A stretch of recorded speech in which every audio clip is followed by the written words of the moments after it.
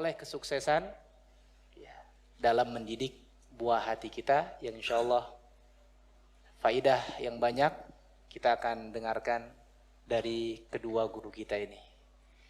Mungkin sebagai yang mengawali terlebih dahulu yaitu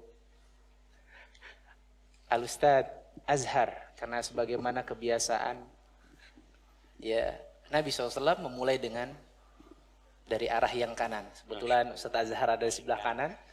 Bukan yang tua dulu. Maka kemudian berikutnya kita dengar ya Al-Ustadz Syafiq. Insya Allah dua-duanya masih muda. Oh gitu. Silakan Ustadz. Stok lama. Silakan Ustadz. Bismillahirrahmanirrahim. Assalamualaikum warahmatullahi wabarakatuh.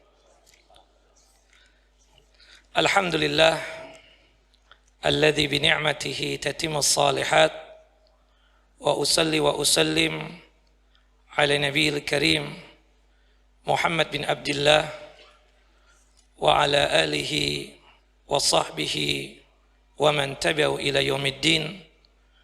Wa laqad qala Allah ta'ala fil Qur'anil 'azim ya ayyuhalladzina amanu taqullaha haqqa tuqatih wa la tamutunna illa wa antum muslimun. Wa qala Allah ta'ala aidan fi surati At-Tahrim ya ayyuhalladzina amanu qu anfusakum wa ahlikum nara. Amma ba'd, rabbi shrah li sadri wa yassir li amri wahlul 'uqdatam min lisani yafqahu qawli. Allahumma anfa'na bima 'allamtana wa 'allimna ma yanfa'una wa zidna 'ilma. Allahumma inna na'udzu bika min zawali ni'matika wa fuj'ati niqmatika wa tahawuli 'afiyatika wa jami'i sakhatika. Ikhwani wa akhawati fid din, a'azani wa a'azakum Allah. Bapak dan Ibu yang dimuliakan oleh Allahu Jalla Jalaluh, wabil khusus kepada ayahanda, kepada pembina kita semua sebagai dai-dai muda, mudir Ma'had Babis Salam, yaitu Ustadz Mas'ud Hafizahullah. Semoga Allah Jalla wa'ala selalu menjaga beliau dan memberikan taufiknya kepada beliau, sehingga beliau selalu istiqamah dalam membina kita sampai akhir hayat beliau. Begitupun juga kepada saudaraku yang terhormat Dr. Syafiq Riza Abdul Qadir Basalamah yang selalu dimuliakan oleh Allah Jalla wa'ala, dan juga kepada saudaraku Al-Ustadz yang mulia Ustadz Kamal. Semoga Allah Jalla wa'ala juga membimbing dan juga memberikan taufik kepada beliau. Dan kepada kita semua Bapak dan Ibu yang dimuliakan oleh Allah Jalla wa'ala, alhamdulillah, segala puja-puji hanya milik Allah Jalla Jalaluh. Dengan nikmatnya sempurnalah berbagai macam kebajikan dan kebaikan. Dan juga tak lupa salawat dan salam selalu kita haturkan kepada junjungan kita, Nabi kita Muhammad sallallahu alaihi wasallam, Nabi yang telah membawa umat ini dari alam yang kegelapan, alam yang penuh dengan syirik, bid'ah, khurafat, kemudian dibawa umat ini kepada alam yang terang benderang, yaitu alam iman kepada Allah Jalla wa'ala, mentauhidkan Allah Jalla Jalaluh, dan sunnah Nabi sallallahu alaihi wasallam. Bapak dan Ibu yang dimuliakan oleh Allah Jalla wa'ala,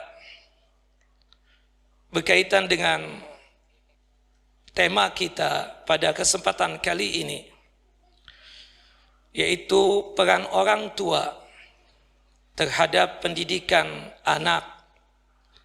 Ada satu ayat dalam surah At-Tahrim, surah ke-66, ayat yang ke-6, Allahu Jalla Jalaluhu berfirman, Ya ayyuhalladzina amanu ku anfusakum wa ahlikum nara. Wahai orang-orang yang beriman, jagalah diri kalian dan jagalah keluarga kalian dari siksa api neraka. Mantu Nabi, yaitu sahabat yang mulia Ali bin Abi Thalib radhiyallahu an, semoga Allah Jalla wa ala meridai beliau, ketika menafsirkan ayat ini dan menjelaskan ayat ini, maksud daripada ayat ini tertuju kepada kita sebagai orang tua, wabil khusus kita yang menjadi pimpinan rumah tangga, entah sebagai seorang ayah yang memimpin anak-anaknya atau seorang suami yang memimpin istrinya. Ini khitabnya tertuju kepada kita laki-laki sebagai pimpinan rumah tangga. Kata beliau radhiyallahu an, maksud daripada ayat ini adalah allimu auladakum ad-din wa addibuhum bi akhlaqil Islam. Tolong ajarkan kepada anak-anak kalian tentang din, tentang agama ini. Ajarkan kepada mereka yang mana yang halal, yang mana yang haram. Jelaskan kepada mereka yang mana perintah, yang mana larangan. Termasuk juga ajarkan kepada mereka tentang adab dan etika, berakhlak kepada Allah, berakhlak kepada Nabi Muhammad SAW, berakhlak kepada manusia secara umumnya. Ayat ini menjadi awal dari pembicaraan kita. Bagaimana kita sebagai pimpinan rumah tangga, sebagai seorang ayah, punya tanggung jawab yang luar biasa. Yang kelak, apa yang Allah amanahkan kepada kita, akan kita pertanggungjawabkan di hadapan Allah Jalla Jalaluhu. Makanya dalam satu hadis yang sahih, Nabi SAW mengatakan, Kullukum ra'in wa kullukum mas'ulun an ra'iyatih. Setiap kalian ini adalah pemimpin, dan apa yang kalian pimpin tersebut akan ditanya oleh Allah Jalla wa'ala. Termasuk seorang laki-laki yang memimpin anak dan istrinya, kelak ada pertanggungjawaban di hadapan Allah Jalla wa'ala. Sebagai wujud untuk menjalankan perintah Allah Jalla wa'ala ini, maka seyogyanya kita sebagai seorang ayah, termasuk juga sebagai seorang ibu dari anak-anak kita, punya peran penting untuk menjadikan anak-anak kita menjadi anak yang saleh dan salehah, yang selalu taat kepada Allah dan Rasulnya, dan selalu bermanfaat buat Islam dan kaum muslimin. Kita sebagai orang tua tidak bisa lepas tangan begitu saja terhadap perkembangan yang ada pada anak-anak kita. Kita harus punya cita-cita. Ini anak harus menjadi baik. Ini anak harus menjadi saleh dan salehah. Karena anak ini aset yang sangat luar biasa. Kita boleh jadi punya harta berlimpah. Kita mungkin punya barang yang sangat luar biasa berharganya. Tapi lebih daripada itu semua, anaklah aset yang paling istimewa. Anak inilah yang kelak akan bermanfaat buat diri kita. Baik ketika di dunia ini, terlebih lagi nanti ketika di akhirat kelak. Subhanallah, dalam satu hadis yang sahih, hadis dari Abu Hurairah radhiyallahu an, hadis yang dikeluarkan oleh Al-Imam Muslim, qala Rasulullah sallallahu alaihi wasallam, Rasulullah sallallahu alaihi wasallam bersabda, "Idza mata ibnu Adam inqata'a 'amaluhu illa min salasatin." Apabila anak manusia meninggal dunia, seluruh pahala amalan yang pernah dia lakukan semuanya terputus. Kecuali 3 hal. Yang pertama dikatakan oleh Nabi SAW, sadaqatin jariyah, sedekah jariyah. Kita ketika di dunia ini sanggup untuk bersedekah, subhanallah, dengan niatan ini sebagai sedekah yang bermanfaat buat Islam dan kaum muslimin. Entah membangun masjid, membangun sekolahan, pondok pesantren, atau sesuatu yang bermanfaat buat kaum muslimin. Insya Allah pahalanya terus mengalir ketika kita hidup dan juga ketika kita sudah meninggal dunia. Termasuk juga wa ilmin yuntafa'u bihi, ilmu yang bermanfaat. Subhanallah, mengajarkan ilmu din, ilmu agama, tidak hanya sekedar ustadz, kiai, atau mudaris, atau syekh, tetapi yang paling penting kita orang tua, kita punya ilmu din, ilmu agama yang kita dapat dari ustadz-ustadz kita, ajarkan itu kepada anak-anak kita. Dan subhanallah, nilai keikhlasan yang sangat luar biasa itu ketika kita sanggup untuk mengajarkan kepada anak-anak kita. Karena bagaimanapun kita sebagai ibunya, sebagai ayahnya, ketika mengajarkan tersebut tidak ada tujuan yang lain kecuali anak ini menjadi anak yang saleh dan salehah. Beda dengan, maaf, ya, manusia yang posisinya sekarang menjadi ustadz, menjadi guru, atau menjadi ya mudaris atau syekh, insya Allah mereka ikhlas. Tetapi kalau orang tua yang mengajarkan anak itu secara langsung, maka hakul yakin keikhlasan itu pasti akan muncul. Karena orang tua tersebut mengajarkan sesuatu yang berkaitan dengan kebaikan, niatannya, tujuannya, ya, supaya anak ini menjadi anak yang saleh dan salehah dan tidak ada imbalan. Orang tua yang mengajarkan kepada anak-anaknya, saya yakin tidak berharap imbalan dari anaknya supaya akan mendapatkan ini, mendapatkan itu. Makanya oleh sebab itu, Bapak dan Ibu yang dimuliakan oleh Allah Jalla wa'ala, semangat selalu untuk mendidik anak kita ini, supaya anak tersebut menjadi anak yang saleh dan salehah. Dari hasil tangan Bapak dan Ibu mendidik anak yang saleh dan salehah tersebut, tentunya mereka akan tercetak menjadi anak yang betul-betul bermanfaat, yang dikatakan oleh Nabi menjadi anak yang saleh dan salehah. Namanya anak saleh dan salehah, pastinya dia akan mendoakan kedua orang tuanya. Nah, bagaimana caranya supaya kita ini sebagai orang tua sanggup untuk mencetak anak kita ini menjadi anak yang saleh dan salehah? Peran orang tua di dalam mendidik anak supaya anak tersebut menjadi anak yang saleh dan salehah.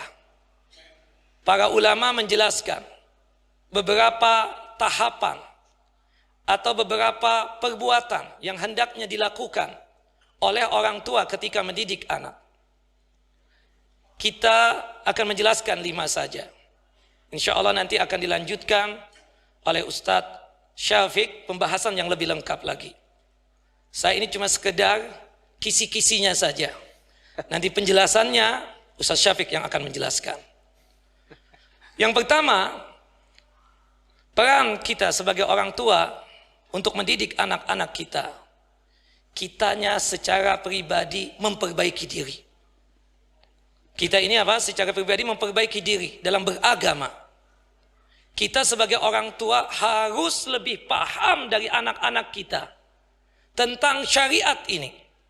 Yang mana yang halal, yang mana yang haram, yang mana kewajiban, yang mana perintah, yang mana larangan. Karena bagaimanapun juga, Bapak dan Ibu, kita ingin mencetak anak kita menjadi anak yang saleh atau anak salehah. Tetapi kitanya tidak punya sesuatu yang bisa kita berikan kepada anak kita agar anak kita menjadi anak yang saleh. Kata pepatah Arab, faqidu syai' la yu'tih. Bahwasannya Orang yang tidak punya apa-apa itu tidak mungkin bisa memberi. Maka oleh sebab itu, Bapak, Ibu, perhatikanlah firman Allah dan hadis Nabi sallallahu alaihi wasallam bahwasanya kita semua ini wajib untuk menuntut din, ilmu agama. Jangan kita ini lepas tangan dari yang namanya ilmu din dan ilmu agama ini. Kita sebagai orang tua harus mengerti tentang din, tentang Islam ini.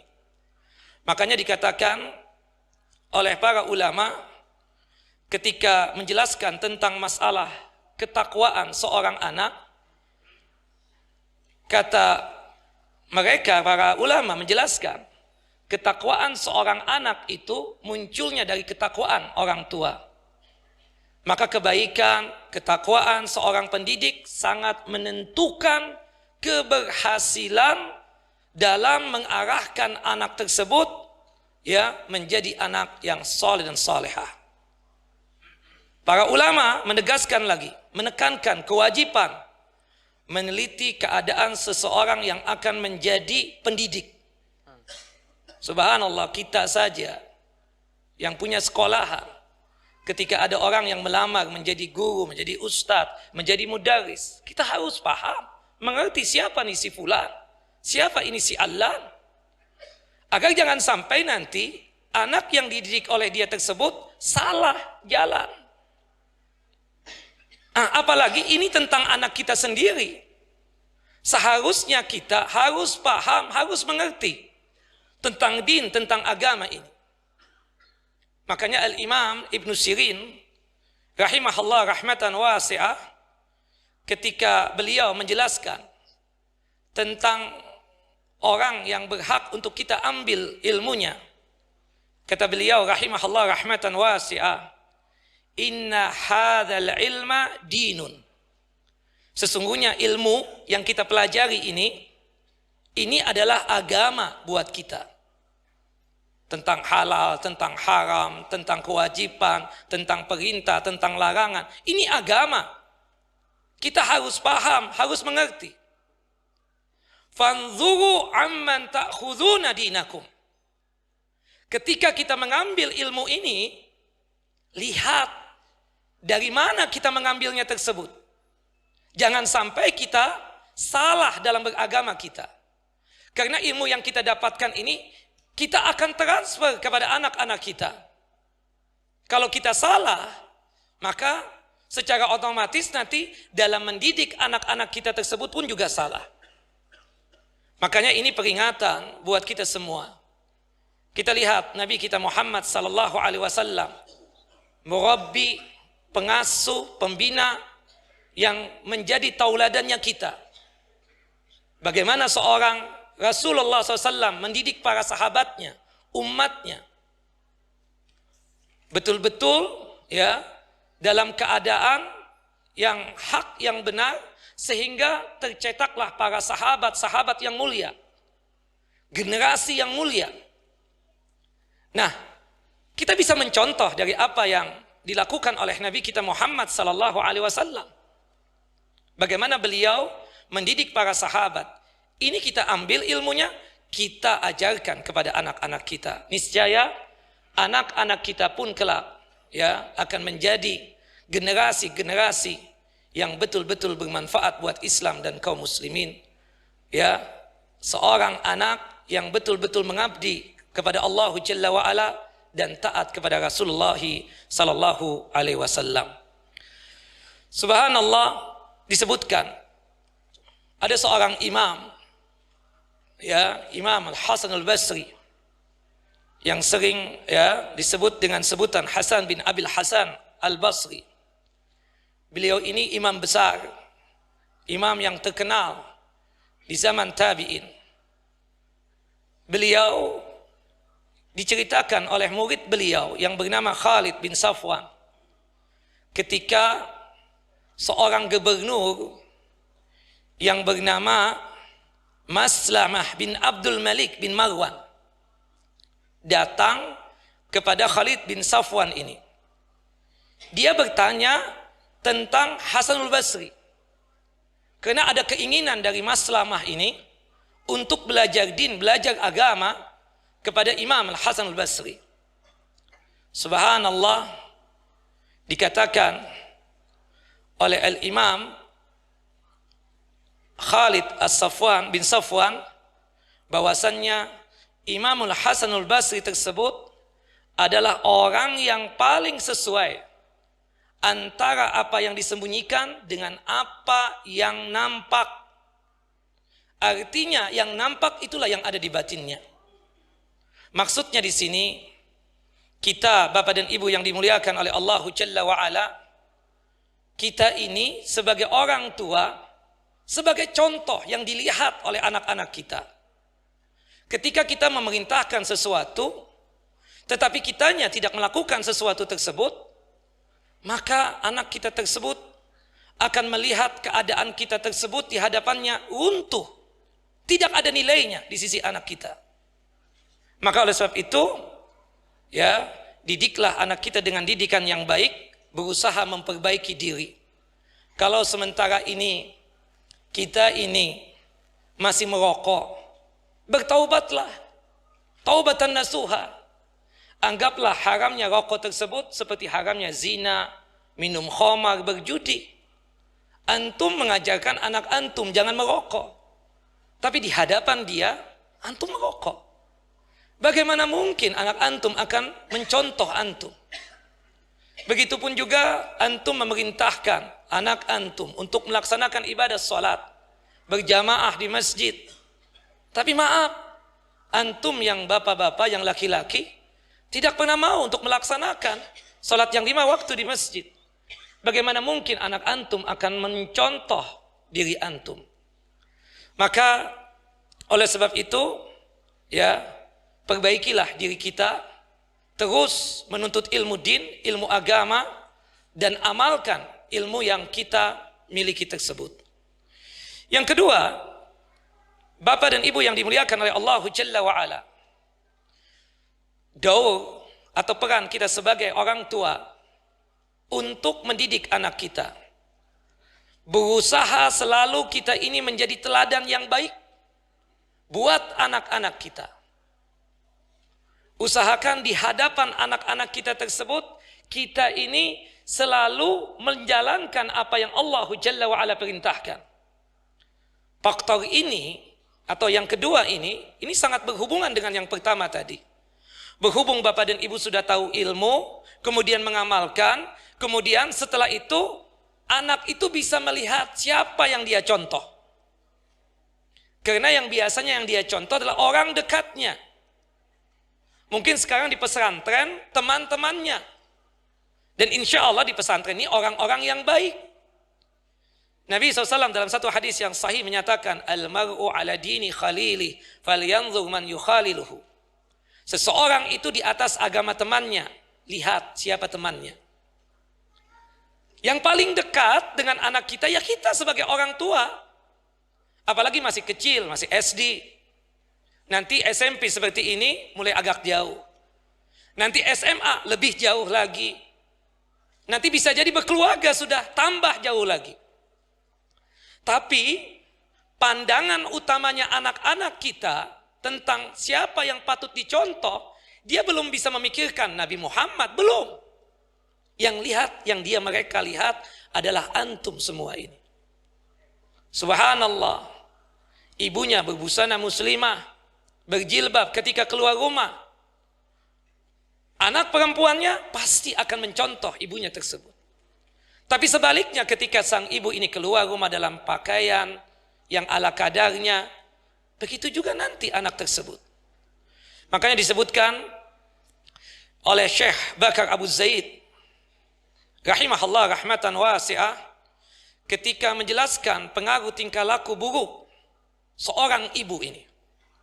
Kata beliau rahimahullah, jika seorang ibu tidak memakai hijab atau pakaian yang menutup aurat, tidak menjaga kehormatan dirinya sendiri, sering keluar rumah tanpa ada alasan yang dibenarkan agama, suka berdandan atau tabarruj dengan menampakkan kecantikannya di luar rumah, senang bergaul dengan kaum laki-laki yang bukan mahramnya, dan lain sebagainya, maka ini secara tidak langsung merupakan pendidikan yang berupa praktek nyata bagi anak-anaknya untuk mengarahkan anak tersebut kepada penyimpangan akhlak yang mulia. Anak perempuan melihat kondisi ibunya seperti itu, ya seperti itu nanti kondisinya. Makanya bapak, ibu, tolong menjadi contoh yang baik. Subhanallah, pernah ada seorang alim, sebagaimana diceritakan oleh Al-Imam Ibnu Zawji, rahimahullah rahmatan wasi'ah. Beliau menukil cerita tentang seorang Muqatil bin Muhammad Al-Ataki. Beliau berkata, aku pernah hadir bersama ayah dan saudaraku menemui Abu Ishaq Ibrahim Al-Harbi. Abu Ishaq Ibrahim Al-Harbi ini seorang alim. Kemudian beliau itu bertanya kepada ayahku, subhanallah, ini anak-anak antum? Kata ayahku, yaitu Ibrahim Muqatil bin Muhammad Al-Ataki, iya, ini anak-anakku. Kenapa ya Syekh? Kata beliau, intabih, hati-hati, jangan sampai engkau memperlihatkan kelakuan engkau melanggar larangan-larangan Allah Jalla wa'ala. Karena ketika engkau bermaksiat di hadapan anak-anakmu, maka pandangan anak tersebut kepadamu akan runtuh. Haibah, dignity, kewibawaan akan runtuh. Subhanallah, dan ini benar adanya. Subhanallah, kalau kita sebagai ustadz atau sebagai murabbi, sebagai orang tua melakukan satu perbuatan itu terlarang. Padahal kita wanti-wanti kepada anak kita agar jangan sampai melakukan itu perbuatan. Tapi suatu hari kita khilaf, kita terjatuh ke dalam maksiat, dan anak kita lihat, naudzubillah, betapa kecewanya mereka melihat suri tauladannya, melihat contohnya, yaitu ayahnya, ibunya, dalam kondisi melakukan perbuatan maksiat.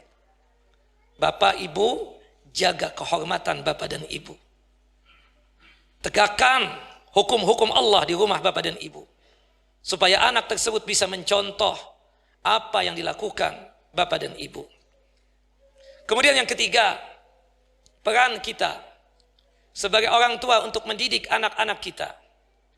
Ikhlas dan bersungguh-sungguh serta serius dalam mendidik anak-anak kita.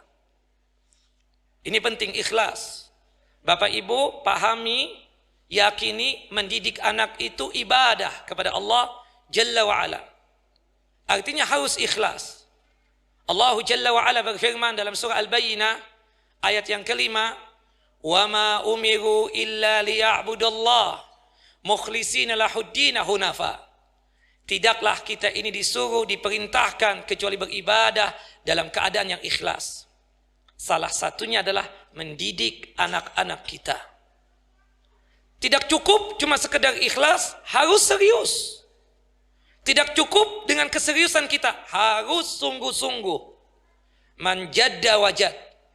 Orang yang sungguh-sungguh mendidik anaknya, dia akan mendapatkan hasilnya. Kenapa ikhlas? Kata Syekh Islam Taimiyah, berhubung mendidik anak itu bagian ibadah, bagian amalan, itu kita harus ikhlas. Kenapa? Wa ma la yakunu lahu la yanfa'u wa la yadum. Kalau kita mendidik anak tidak ikhlas, maka itu tidak bermanfaat. Kita nggak dapat pahala sama sekali. Hatta kita sebagai ustadz, hatta kita sebagai kiai, hatta kita sebagai siapapun yang menyampaikan pesan-pesan Allah dan Rasulnya harus ikhlas. Ini yang mengakibatkan amalan kita itu bermanfaat, termasuk mendidik anak. Kemudian kalau tidak ikhlas, wala yadum, tidak bakalan berkesinambungan, tidak bakalan kontinu. Hari ini Masya Allah panas betul mendidik anak, semangat betul. Tapi berhubung tidak ikhlas, besok loyo lagi, enggak deh nanti aja gampang. Awal-awal Masya Allah Tapi setelah itu melempeng lagi. Makanya ikhlas selalu tanamkan. Terutama mendidik anak kita ini ikhlas. Kita berharap dengan anak kita ini betul-betul menjadi tabungan pahala buat kita. Subhanallah, makanya kata Syekh Islam Taimiyah lagi, ma kana lillahi yabqa. Kalau kita membangun pendidikan anak ini, khususnya untuk anak-anak kita sendiri, ikhlas kita mendidiknya, itulah yang mengakibatkan berkesinambungan, kontinu, dan tentu langgeng. Syekh Bakar Abu Zaid mengatakan, anak-anak itu amanah. Anak-anak itu wajib untuk kita didik. Dan mendidik anak tersebut dengan ikhlas, keseriusan, dan sungguh-sungguh. Ketika ikhlas ada, kemudian keseriusan ada, sungguh-sungguh ada, maka niscaya anak tersebut akan tercetak menjadi anak yang soleh dan solehah. Taib. Kemudian yang keempat, ya, peran orang tua dalam mendidik anak. Memilih manhaj atau metode pendidikan yang baik bagi anak-anak kita. Ya, ini penting. Syekh Muhammad bin Shalih Al-Utsaimin rahimahullah rahmatan wasi'ah ketika menjelaskan ini, bahwasanya kata beliau, keberhasilan pembinaan didikan ya untuk anak-anak, ya susah atau mudahnya itu semua adalah taufik dari Allah Jalla wa Ala. Maksudnya di sini, susah mudahnya kita mendidik anak itu tentu ada ketentuan dari Allah Jalla wa Ala. Maka oleh sebab itu, salah satu sifat yang ada pada pendidik, ya, murabbi, itu ketakwaan. Tanamkan ketakwaan setiap kali kita mendidik anak-anak kita. Dengan takwa, insya Allah mudah selalu kita untuk mentransfer ilmu kita kepada anak didik kita. Mudah untuk memahamkan anak-anak kita tersebut apa yang kita inginkan. Allah Jalla Jalaluhu yang mengatakan itu. Dalam surah At-Talaq, surah ke-65, ayat yang keempat. Wa may yattaqillaha yaj'al lahu makhraja. Siapapun yang sanggup untuk bertakwa kepada Allah Jalla wa Ala, masalah apapun yang dia miliki, problem apapun yang dia dapatkan, maka Allah Jalla wa Ala akan memberikan jalan keluar untuknya. Jadi tidak ada istilah anak itu apa ya? Bahasa Jawanya Ustadz, susah untuk diajarkan itu apa? Susah banget untuk menerima ilmu dari kita. Ya, tidak ada keyakinan yang seperti itu. Subhanallah, diceritakan ada seorang alim. Seorang alim ini tadinya susah, berat betul untuk mendapatkan ilmu. Kemudian dia datang lagi kepada alim yang lain. Kemudian sang alim tersebut membimbing dia, mengarahkan dia agar menjadi orang yang bertakwa. Subhanallah, tidak ada satu perintah Allah Jalla wa'ala kecuali dia laksanakan. Tidak ada sesuatu larangan Allah Jalla wa'ala kecuali dia tinggalkan. Terus seperti itu sampai akhirnya ilmu tersebut mudah untuk dia dapatkan. Imam Syafi'i rahimahullah rahmatan wasi'ah. Kita tahu seorang Imam Syafi'i, hafalannya sangat luar biasa dan mudah untuk menghafal. Subhanallah, pada suatu hari beliau mengalami susah untuk menghafal ilmu. Akhirnya beliau datang ke imam beliau, ustadznya beliau, Imam Waqi'. Subhanallah, fa'arsadani an tarkil ma'asi. Kata imamku, kata ustadzku, hai Syafi'i, tinggalkan maksiat. Dengan engkau meninggalkan maksiat ini, maka niscaya Allah Jalla wa'ala mudah untuk memberikan ilmu. Termasuk kita sebagai pendidik, tanamkan ketakwaan. Insya Allah dengan takwa yang ada, memudahkan kita tersebut untuk mendidik anak-anak kita tersebut. Nah, ini salah satu metode. Termasuk juga Metode pendidikan yang benar adalah membiasakan anak-anak sejak dini melaksanakan perintah Allah Jalla Jalaluh dan menjauhi segala larangan-larangan Allah Jalla wa'ala sebelum mereka tersebut mencapai masa baligh atau masa dewasa, agar mereka tersebut terbiasa dalam ketaatan. Al-Imam Ibnu Hajar Al-Asqalani, Amirul Mukminin fi ilmu hadis, beliau membawakan satu hadis Nabi SAW. Subhanallah, cucu beliau yang bernama Hasan, cucu Nabi Muhammad yang bernama Hasan bin Abi Talib, itu pernah mengambil kurma, pingin memakannya, padahal itu kurma sedekah. Rasulullah larang. Tidak boleh kita ini memakan kurma sedekah atau kurma yang ini bagian zakat. Karena saya, Rasulullah, kata Rasulullah, dan anak keturunanku dan keluargaku terlarang untuk menerima sedekah dan zakat. Padahal Hasan pada waktu itu masih kecil. Kata Al-Imam Ibnu Hajar Asqalani, kenapa Rasulullah menyampaikan itu? Supaya anak-anak sudah terbiasa, ini boleh, ini tidak boleh. Ketika dia sudah balik, maka dia tersebut sanggup untuk menjalankan apa yang Allah perintahkan dan sanggup untuk meninggalkan apa yang dilarang oleh Allah Jalla wa'ala. Termasuk juga dalam hadis Ammar bin Shu'aib an Abi an Jaddi, qala Rasulullah sallallahu alaihi wasallam, Rasulullah sallallahu alaihi wasallam bersabda, muru auladakum bis shalah wa hum abna'u sab'i sinin.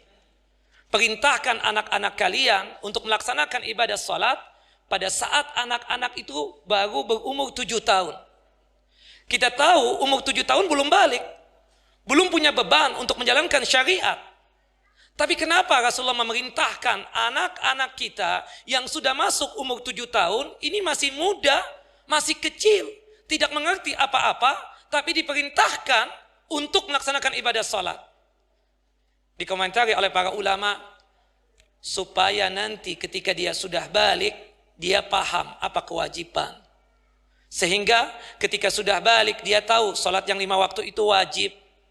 Ketika dia sudah balighah, dia tahu berbusana muslimah itu wajib. Dan tentunya tidak hanya sekedar masalah salat, berbusana muslimah, tentang perintah-perintah yang lainnya, larangan-larangan yang lainnya, kita ajarkan kepada anak kita. Dengan cara-cara kita yang mudah-mudahan mudah buat anak kita untuk menerimanya. Kemudian kata Syekh Muhammad bin Shalih Utsaimin, ketika ditanya tentang anak yang masih kecil kok disuruh untuk melaksanakan ibadah salat, kata beliau rahimahullah rahmatan wasi'ah, kenapa anak tersebut diperintahkan oleh Rasulullah padahal belum balik agar melaksanakan ibadah salat dan melaksanakan ibadah-ibadah yang lainnya, supaya anak tersebut mudah nanti ketika dia sudah balik untuk menjalankan syariat Allah. Saya juga pernah ditanya, sekiranya ada anak pada waktu dia masih kecil menampakkan auratnya pakai celana pendek misalnya, hukumnya boleh apa tidak anak kecil pakai celana pendek? Kata Syekh rahimahullah rahmatan wasi'ah, kalau secara hukum anak itu tidak ada dosa, dikarenakan dia belum ada beban untuk menjalankan syariat. Tetapi hendaknya kita sebagai ayahnya atau sebagai ibunya memerintahkan anak tersebut untuk menutup auratnya, supaya nanti ketika dia sudah balik atau balighah terbiasa untuk menutup auratnya. Inilah metode-metode yang diajarkan oleh Nabi SAW. Tanamkan ketakwaan, kemudian kenalkan anak tersebut tentang ajaran Allah sedini mungkin, sehingga nanti ketika dia sudah balik atau balighah sangat mudah untuk menjalankan apa yang Allah perintahkan dan sangat mudah untuk meninggalkan apa yang Allah Jalla wa'ala larang, sehingga anak tersebut menjadi anak yang saleh dan salehah. Terakhir sebagai penutupnya, peran kita sebagai orang tua, kita sudah melakukan 4 hal tadi.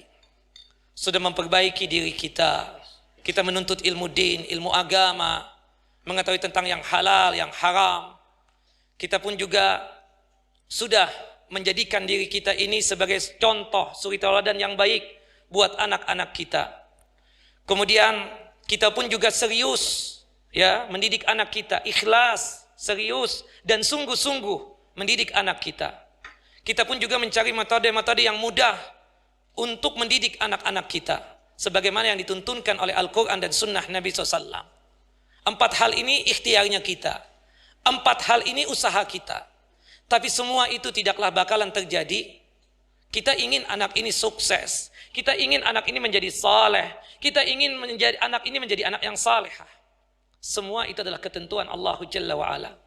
Maka salah satu peranan penting dari kita semua sebagai orang tua, doakan anak tersebut.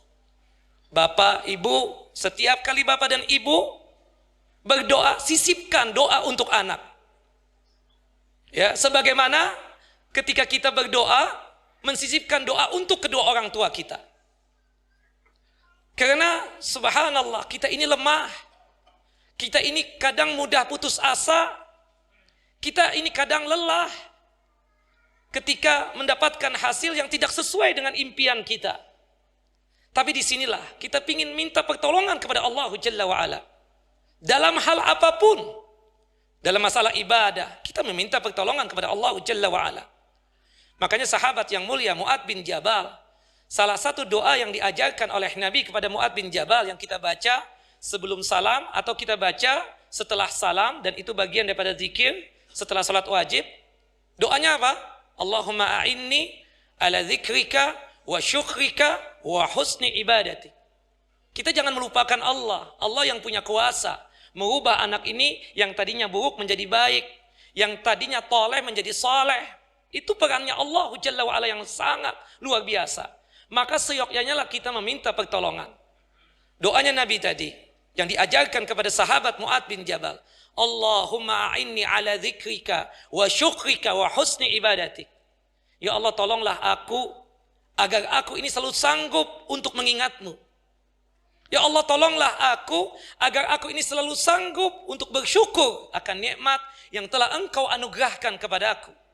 Ya Allah, tolonglah aku, berikanlah petunjukmu kepada aku agar aku selalu sanggup untuk beribadah secara baik dan benar untukmu. Subhanallah, doakan anak. Kita lihat apa yang dilakukan ya oleh para nabi, ya, selalu mendoakan tentang anak-anaknya. Kita lihat yang dilakukan oleh Nabi Zakaria. Subhanallah, Nabi Zakaria belum punya anak sudah berdoa berkaitan tentang anak yang saleh dan salehah. Hal itu Allah Jalla wa'ala abadikan dalam surah Ali Imran, surah yang ketiga ayat 38 sampai 39. Qala rabbi habli min ladunka dzurriyyatan thayyibatan. Ya Allah, ya Tuhanku, berikanlah kepadaku ya anak yang baik, keturunan-keturunan yang baik, yang saleh dan salehah. Padahal belum punya anak. Subhanallah, kita lihat doanya Hana, ya, istrinya Imran. Kita tahu ada surah yang ketiga, surah Ali Imran. Imran ini ya tokoh, ya, orang baik. Subhanallah, lama tidak dikaruniai anak. Subhanallah, istrinya bernama Hana. Ketika Maryam, ya, anaknya Hana tersebut lahir, dia langsung mendoakan, wa sammaituki Maryama wa inni u'idzuha bika wa dzurriyyataha minasyaitonir rajim. Aku namakan ni anak Maryam, dan aku ya Allah meminta perlindungan kepadamu agar engkau menjaga anakku Maryam ini dan menjaga keturunannya. Bapak, ibu, kita baru dapat anak baik, tidak terpikir anak kita ini punya keturunan atau tidak nanti. Anak ini akan kawin atau tidak, kita nggak tahu. Yang penting anak ketika istri kita melahirkan sehat walafiat, lengkap, sempurna, nggak ada cacat, alhamdulillah, sujud syukur. Iya kan? Nggak terpikir sebagaimana yang dipikirkan oleh Hana, istri daripada Imran, seorang yang saleh. Dia berharap anaknya punya keturunan. Subhanallah, diijabah. Karena doanya orang tua itu apa? Dikabulkan oleh Allahu Jalla wa'ala. Kata Nabi SAW, salasu da'watin mustajabatun. Ada 3 doa yang dipastikan diijabah dan dikabulkan oleh Allah Jalla Jalaluh. Salah satunya adalah da'watul walid liwaladihi. Doanya orang tua kepada anaknya. Bapak, ibu, jangan bosan mendoakan. Ya Allah, susah nih kayak. Doakan anak itu. Kesusahan anak insya Allah bisa mudah dikarenakan doanya antum, bapak dan ibu. Ini yang kadang kita lupakan. Kita cuma bisa curhat sama ustaz. Ustaz, gimana anak-anak? Ya Allah, begal banget. Ya Allah, nakal. Nggak boleh ngomong begitu. Ucapan antum nakal itu bisa jadi doa. Kita bilang ketika anak kita tidak sesuai dengan perbuatan yang kita inginkan, ya pintar, ya saleh, ya ibn halal, gak boleh melakukan itu. Kita bilang begitu. Bukan ketika dapat rapot hari ini, subhanallah, diinginkan oleh kita ranking 1, ternyata ranking 2. Subhanallah, beda nilai dengan ranking yang pertama, paling 2 angka atau 3 angka. Subhanallah, seharusnya orang tua yang baik memuji dong anak itu. Masya Allah, barakallahu fiik, anak babah begini memang, anak mama memang begini. Tapi enggak, ketika anaknya tidak mendapatkan sesuai dengan cita-citanya orang tua tadi, dia bilang, lu ranking 2 lu, bahlul. Kadang begitu, itu doa Pak, hati-hati. Ya Rab, kita bilang, Masya Allah, Abah tetap bangga, meskipun ranking 2, enggak masalah itu. Nanti kejar lagi. Insya Allah ranking 1. Abah doakan, mamah doakan. Seperti itu seharusnya. Bukan dibahlul-bahlulin tuh anak. Nauzubillah. Kita lihat lagi. Subhanallah, apa yang terjadi dengan Maryam dan keturunannya itu Isa alaihissalam dilindungi oleh Allah Jalla wa'ala sampai Rasulullah mengatakan di muka bumi ini siapapun manusia yang lahir itu pasti disentil oleh syaitan sehingga menangis. Bayi yang keluar itu menangis. Kecuali 2 hamba Allah yang tidak menangis, syaitan tidak bisa menyentilnya. Yang pertama siapa? Maryam. Yang kedua anaknya yang bernama Isa alaihissalam. Subhanallah, doanya siapa? Doa orang tua. Ibunya tadi yang bernama Hana. Subhanallah, kita juga sering-sering membaca doa sebagaimana yang Allah Jalla wa Ala firmankan dalam surah Al-Ahqaf ayat 15. Yang doa ini diamalkan oleh sahabat yang mulia Abu Bakar As-Siddiq. Dalam kutipan doa tersebut doanya berbunyi seperti ini, wa aslih li fi dzurriyyati. Ya Allah, perbaiki selalu keadaanku dan perbaiki selalu keadaan anak keturunanku. Puncaknya nanti kita berdoa seperti ini. Kita berdoa sebagaimana yang disebutkan di dalam Al-Qur'an juga. Allah Jalla wa Ala berfirman berkaitan tentang kita sebagai pemimpin yang baik nanti untuk anak-anak kita. Dan kita berdoa kepada Allah agar anak-anak kita itu betul-betul menjadi penyejuk hati kita. Menjadi anak yang saleh dan salehah. Allah Jalla wa Ala firmankan dalam surah Al-Furqan, surah yang ke-25 ayat 74. Rabbana hablana min azwajina wa dzurriyyatina qurrata a'yun waj'alna lil muttaqina imama. Ya Allah, ya Tuhan kami, anugerahkanlah kepada kami istri-istri kami yang saleh dan salehah, penyejuk hati kami, dan juga anugerahkanlah kepada keturunan kami sebagai penyenang hati kami, penyejuk hati kami, dan jadikanlah kami ini sebagai imam, pemimpin bagi orang-orang yang bertakwa. Paling tidak kita pemimpin orang-orang bertakwa yang ada di rumah tangga kita sendiri. Doa ini Bapak, Ibu selalu dibaca, baik waktu sujud kita ataupun sebelum salam kita, atau di waktu-waktu yang doa tersebut diijabah dan dikabulkan oleh Allah Jalla wa'ala. Termasuk juga tentang sholat. Nabi Ibrahim alaihissalam seorang nabi, anak-anaknya juga nabi, Nabi Ismail, Nabi Ishak, kemudian cucunya pun juga nabi, Yakub, cicitnya pun juga nabi, Yusuf, tapi tetap berdoa, Rabbi ja'alni muqimis shalah wa min dzurriyyati, Rabbi ja'alni muqimas shalah wa min dzurriyyati. Ya Allah, ya Tuhan kami, jadikanlah aku dan jadikanlah keturunanku orang-orang yang selalu menegakkan ibadah salat. Doa Bapak, ini poin yang paling penting. Doakan tuh anak. Kita ini kadang melupakan hal ini, dianggap sepele ini doa. Subhanallah, Nabi Musa alaihissalam itu bisa membelah lautan, Laut Merah itu atas izin Allah Jalla wa'ala dikenakan doa. Subhanallah, kita katakan Umar bin Khattab radhiyallahu an bisa mendapatkan hidayah, petunjuk Allah Jalla wa'ala karena doanya Nabi Muhammad sallallahu alaihi wasallam. Abu Sufyan, Hindun bisa masuk Islam dikarenakan doa anaknya yang itu menjadi istrinya Nabi SAW, yaitu Ummu Habibah. Subhanallah, jangan remehkan tentang doa. 4 hal tadi. Kita mungkin sudah memperbaiki diri dengan berilmu, beragama. Kita mungkin serius, ikhlas mendidik anak-anak kita sungguh-sungguh. Bahkan fasilitas untuk pendidikan kita berikan kepada anak tersebut. Kita mungkin sudah menjadi contoh yang baik buat anak kita. Tapi 4 hal tadi tidak bakalan bisa terjadi kecuali atas izin Allah Jalla wa'ala. Makanya yang terakhir ini sebagai tunduk patuhnya kita kepada Allah Jalla wa'ala. Jangan lupakan doa. Lupakan doa. Anak yang tadinya biasa-biasa saja, insya Allah menjadi anak yang luar biasa. Menjadi anak sesuai dengan keinginan dan cita-cita kita. Wallahu a'lam, ini yang bisa disampaikan, nanti lebih lengkapnya lagi dan jelasnya dan sempurnanya dari saudara kita Al-Ustadz Dr. Syafiq Riza Abdul Qadir Basalamah. Wallahu a'lam wa sallallahu nabiyana Muhammad wa ala ali Muhammad. Wassalamualaikum warahmatullahi wabarakatuh. Masya Allah.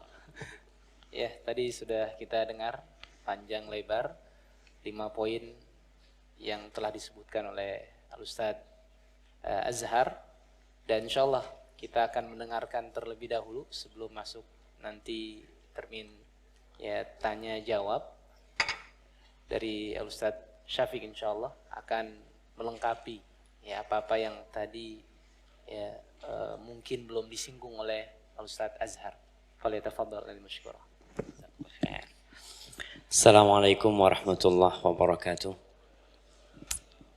Alhamdulillah wassalatu wassalamu ala rasulillah, amma ba'd. Masya Allah, kita telah mendengar penjelasan Ustaz Azhar. Beliau tadi ngomong mau kasih kisi-kisi aja, ternyata sampai selesai jemaah. Itu nggak tersisa buat ana. Waktunya udah habis, apalagi ini yang mau dijelaskan. Ana pikir beliau mau sebutkan 5 terus ana yang jelasin gitu kan. Ternyata enggak juga, beliau habisin, subhanallah. Sampai ana bingung mau ngomong apa ini jemaah. Alhamdulillah, tapi yang jelas kita dapat pelajaran banyak dari apa yang beliau sampaikan. Beliau ini senior ana jamaah. Beliau kakak kelas ana di Madinah.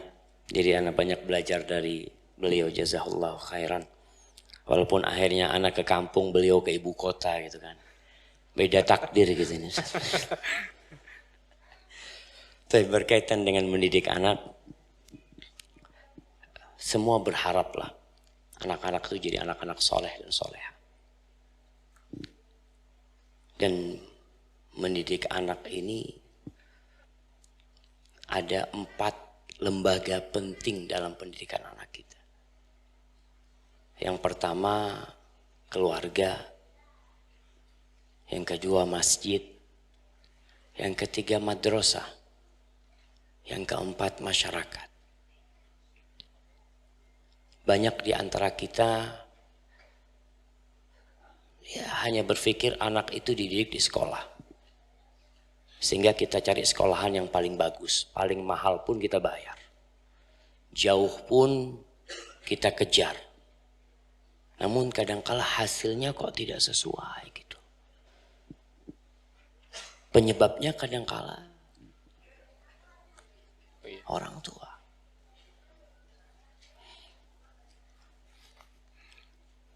Kita tidak mendidik anak-anak kita dengan cinta dan kasih sayang.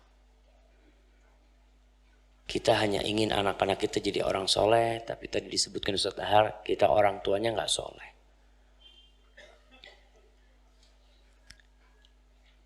Maka tolong para orang tua memperhatikan. Apa sih yang antum sudah lakukan buat anak-anak? Ada metode-metode mendidik anak yang indah sekali, yang kadang-kala kita nggak jalankan. Kebayang antum pulang dari kerja, dicari tuh anak. Diciumin anak-anak itu. Kadang-kala antum makan berduaan sama anak antum. Kalau mungkin antum punya anak perempuan, dibonceng, di motor, yuk ikut Abah. Kemana Abah? Ayo ikut. Mungkin masuk ke minimarket. Nah, coba kau kepingin apa, nak? Karena anak-anak itu butuh cinta dan kasih sayang dari orang tua. Bukan hanya butuh duit anak-anak itu. Kebanyakan kita tuh sibuk bekerja. Dengan angan-angan buat anak-anak. Anak kerja saya buat anak-anak. Anak merantau buat anak-anak. Kelak kepala jadi kaki, kaki jadi kepala buat anak-anak. Tapi mereka itu bukan hanya butuh duit orang tua. Dia butuh kebersamaan orang tua sama dia. Makan bareng mereka. Satu nampan ya. Orang tua bagaimana ketika ada makanannya. Nah coba nih nak. Coba ini enak banget nih. Ayah dulu suka sama makanan ini. Rasulullah SAW menjadikan momen-momen makan bersama itu sebagai tempat untuk mentransfer iman kepada anak-anaknya. Bahkan bukan kepada anaknya, anak istrinya. Bagaimana Nabi SAW makan bersama anak istrinya. Anaknya Ummu Salamah. Duduk bareng. Anaknya makan dengan tangan kiri. Sembarangan makannya. Apa kata Nabi SAW? Ya gulam, samillah. Nah, baca bismillah kalau makan. Wakul biyaminik, makan dengan tangan kananmu. Makan yang dekat dengan engkau. Maka tolong kita mulai, apakah kita orang tua ini sudah berbagi cinta sama mereka? Atau kita hanya berbagi harta sama anak-anak kita? Banyak orang tua sibuk dengan gadgetnya.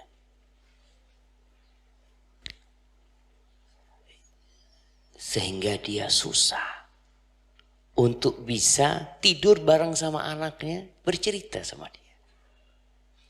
Ana masih merasakan gimana ketika anak kecil ya. Umi Ana itu cerita sampai Ana tidur lelap ya. Sepertinya masa seperti ini sudah mulai hilang. Gimana ibu bacain buku sama anaknya sebelum tidur. Dulu belum ada HP jemaah. Sekarang sebelum tidur wiritan HP ibunya. Kan biasanya subhanallah, subhanallah. Subhanallahnya beda sekarang. Anaknya dilihat, udah tidur belum? Ya. Ibunya cuma nemenin sampai anaknya tidur doang. Coba ibunya baca cerita-cerita sahabat ya. Ada di antara anak-anaknya. Allahu Akbar. Itu anak akan tumbuh besar sebagai seorang yang mencintai dan dicintai. Maka tolong para orang tua memperhatikan. Kalau kita ingin punya anak-anak yang soleh-soleha. Bukan hanya ditaruh di sekolahan kemudian selesai tugas kita. Kalau pulang ke rumah anaknya kok akhlaknya gak bener ini. Datang ke Ustadz Kamal. Ustadz, anak punya anak nih. Kayaknya akhlaknya kurang baik Ustadz. Dapat dari mana? Dapat dari sekolah apa dapat dari rumah? Keluarga. Kemudian masjid. Masjid itu memiliki peran penting dalam mendidik anak-anak kita. Bawa anaknya ke masjid. Sesibuk apapun usahakan orang tua subuh. Dan ini menentukan kita pilih rumah itu, pilih lingkungan yang memang membantu kita untuk mendidik anak kita. Sebagian di antara kita tinggal di perumahan yang bagus, nggak ada masjidnya. Yang salah siapa? Oh di sini aman, tetangganya semua Nasoro. Mau jadi apa anak kita kemudian? Bapaknya yang mau hidup mewah, mungkin yang hidup nyaman di perumahan ini saat gak ada yang gangguin, tapi jauh dari rumah Allah dia. Sedangkan perlu panggilan adzan itu didengar sama dia. Gimana anak itu kalau dengar adzan, subhanallah jemaah. Anak punya anak Yusuf, ada umur 3 tahun setengah. Dia kalau sudah dengar adzan, baba masjid. Anak ngomong gak boleh. Soalnya kalau dia ikut ke masjid, Masya Allah jemaah. Pernah anak gak ngajak dia ke masjid? Lagi hujan-hujan ke rumahnya sepupu dia. Anak ke masjid. Maghrib, anak sholat Allahu Akbar. Tahu-tahu dia ada di sebelah anak. Astagfirullah, siapa yang bawa ini? Ini masjid kampung jemaah. Masjid jami di kampung. Betul jemaah. Berapa menit dia bertahan di sebelah anak, langsung pegang mic-nya imam dia. Astagfirullah. Dia di situ baca apa saja, anak dalam hati Allah. Ada anak-anak yang belum bisa dibawa ke masjid. Tapi paling tidak dia dengar suara azan itu jemaah. Dia punya keinginan ke masjid. Karena di situ tuh Rasulullah SAW membawa Hasan dan Husain, membawa Umama di sana. Beliau ceramah, lihat tuh cucunya Hasan Husain pada jatuh-jatuh. Berjalan di antara orang-orang yang sedang mendengarkan ceramahnya. Turun Nabi SAW digendong tuh anak. Peran masjid besar. Maka kalau cari rumah, tolong yang tidak terlalu jauh dari masjid. Kadangkala antum ke tempat kerja. Di rumah anak cuma sama ibunya. Kalau masjidnya jauh, masa ibunya harus nganter jauh. Tapi kalau masjid dekat, si anak bisa jalan sendiri. Anak benar-benar takjub ya, dengan anak seorang ustadz. Waktu itu mungkin dia kelas 1 atau kelas 2 SD. Subuh ini, ayahnya kayaknya sedang keluar kota. Ceramah keluar kota. Dia keluar dari rumahnya naik sepeda. Jaman. Kelas 2 SD. Jaman. Berangkat ke masjid. Anak lihat subhanallah. Berhasil ibu sama bapaknya. Berhasil kata dia. Dibangunkan anaknya dengar azan. Langsung berangkat ke masjid. Maka kita harus menghidupkan peran itu. Tidak nunggu bapaknya. Kemudian yang ketiga sekolahan. Nah, memilih sekolahan penting.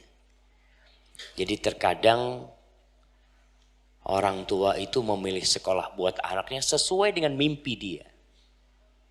Ada yang bermimpi anaknya ini jadi dokter. Ya sudah disekolahkan, kearahkan untuk jadi dokter. Ada orang yang berpikir bagaimana anakku ini kelak bisa menungguku di surga nantinya. Ada orang tua berpikir seperti itu. Maka dia didik anaknya, dia pilihkan sekolahan.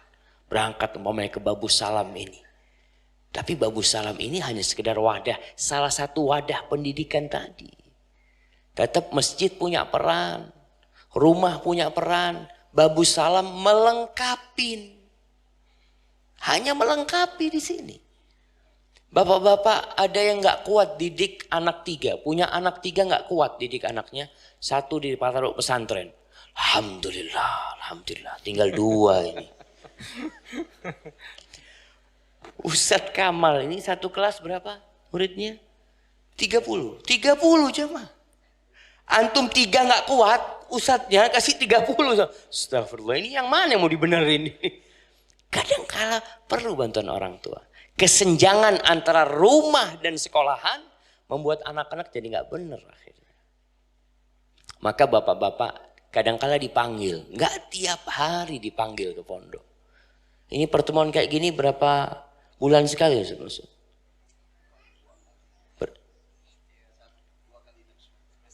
Dalam semester 2 kali dan nggak semuanya hadir. Masya Allah. Tergantung keimanan. Datang sekali-kali. Oh enggak, sudah ibunya anak kirim. Ibunya. Enggak apa-apa.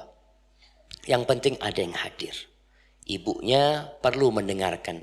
Anaknya bapak ini seperti ini, seperti itu. Ana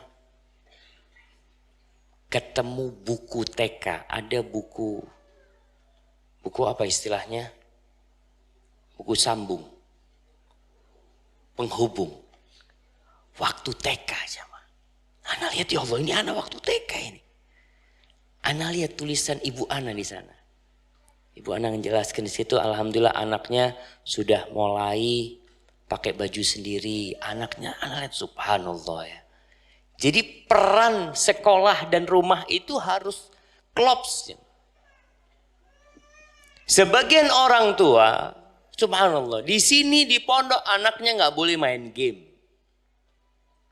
Anaknya nggak boleh main HP, nggak boleh nonton. Sampai rumahnya kasih remote anaknya, Tafadhol nak. Abah mau kemana? Abah ada acara mau jawab WhatsApp sebentar. Anak jadi kasih. Akhirnya hasil didikan dari sekolah itu luntur sampai rumah. Nanti hari Ahad malam balik lagi ke sini. Anak itu sudah mulai, astagfirullah ini balik gak boleh pegang HP lagi ini sudah. Seperti itu terus. Gak pernah selesai tugas sekolahan akhirnya. Tapi ketika orang tua paham, enggak, nah jangan. Kenapa orang suka main game jemaah? Karena ada selalu yang baru di sana. Enggak ada orang bosan main game. Naik lagi levelnya, naik terus, ada yang baru terus dia. Sedangkan kalau di rumah main sama orang tuanya enggak ada yang baru. Maka bagaimana orang tua menciptakan hal itu? Hal-hal yang baru. Dan ini juga Ana senantiasa sampaikan kepada Babu Salam untuk menciptakan inovasi-inovasi baru permainan buat anak-anak. Dia butuh hal-hal yang baru terus. Apa saja yang bisa diberikan kepada mereka? Olahraganya macem-macem. Kalau cuma olahraganya satu macem, mereka pun malas gitu. Maka orang tua di rumah menciptakan hal-hal yang membuat anak-anak itu ya tidak candu dengan HP, tidak candu dengan televisi. Dan kemudian di sekolah pun bagaimana sekolah berpikir untuk memberikan hal yang baru. Yang keempat, masyarakat, lingkungan. Penting lingkungan ini jamaah. Kenapa ada orang yang menciptakan perumahan sunnah umpamanya. Perumahan ya kalau anak kita keluar rumah ke rumah tetangga samalah sama kita di sana. Bukan di sana dia nonton dangdutan di rumah, nonton roja. Nanti ke rumah tetangga dangdutan. Susah, kesian sama anak-anak itu. Maka carilah lingkungan yang baik. Masyarakat yang baik yang membantu anak kita untuk jadi lebih baik. Tapi semua itu hanya usaha. Tadi terakhir saya sampaikan doa. Kuatin doanya orang tua. Sampai ada seorang ibu, itu anaknya gak benar. Anaknya udah jadi peminim, udah macem-macem. Ibunya terus berdoa gak berhenti. Suatu malam anaknya datang ke rumah tabrakan. Kata ibunya, alhamdulillah Allah kau kabulkan doaku ya Allah.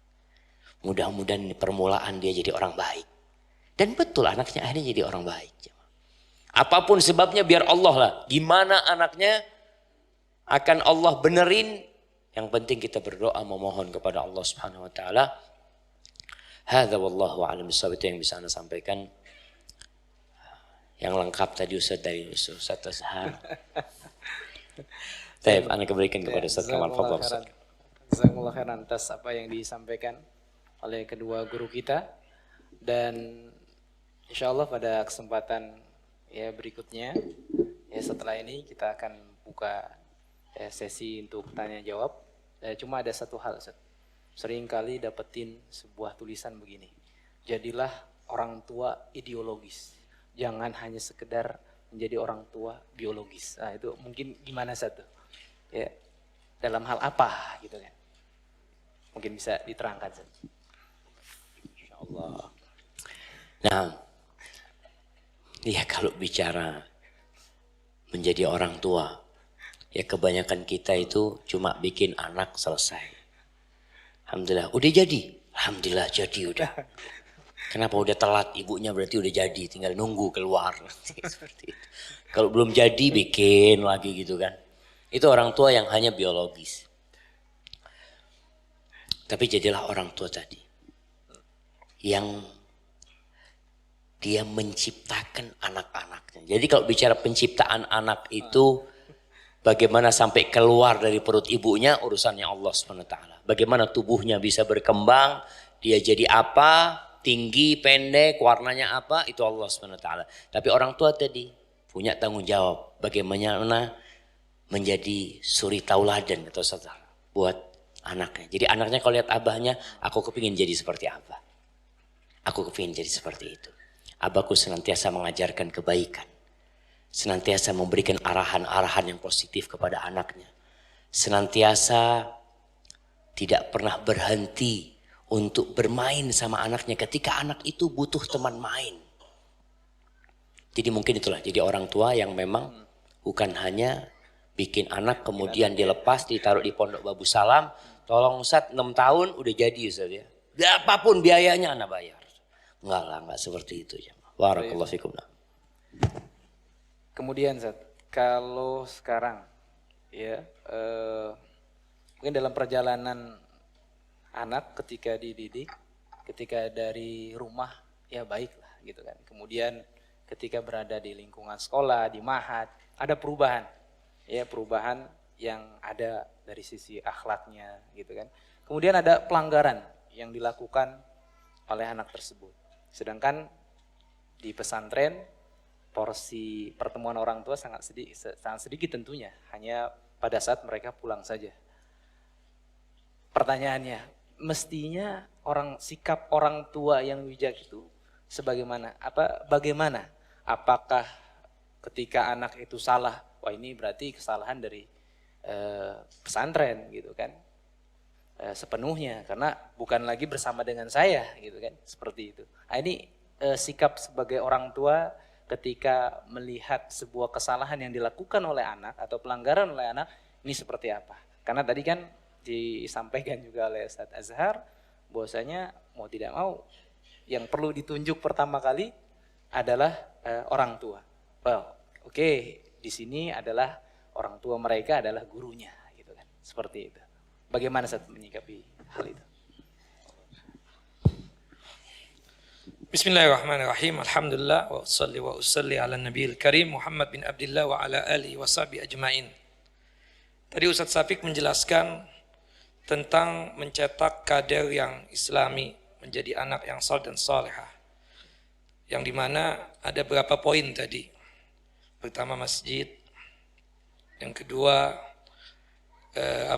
sekolahan, kemudian lingkungan, terakhir keluarga. Yang paling utama dari 4 ini kan keluarga.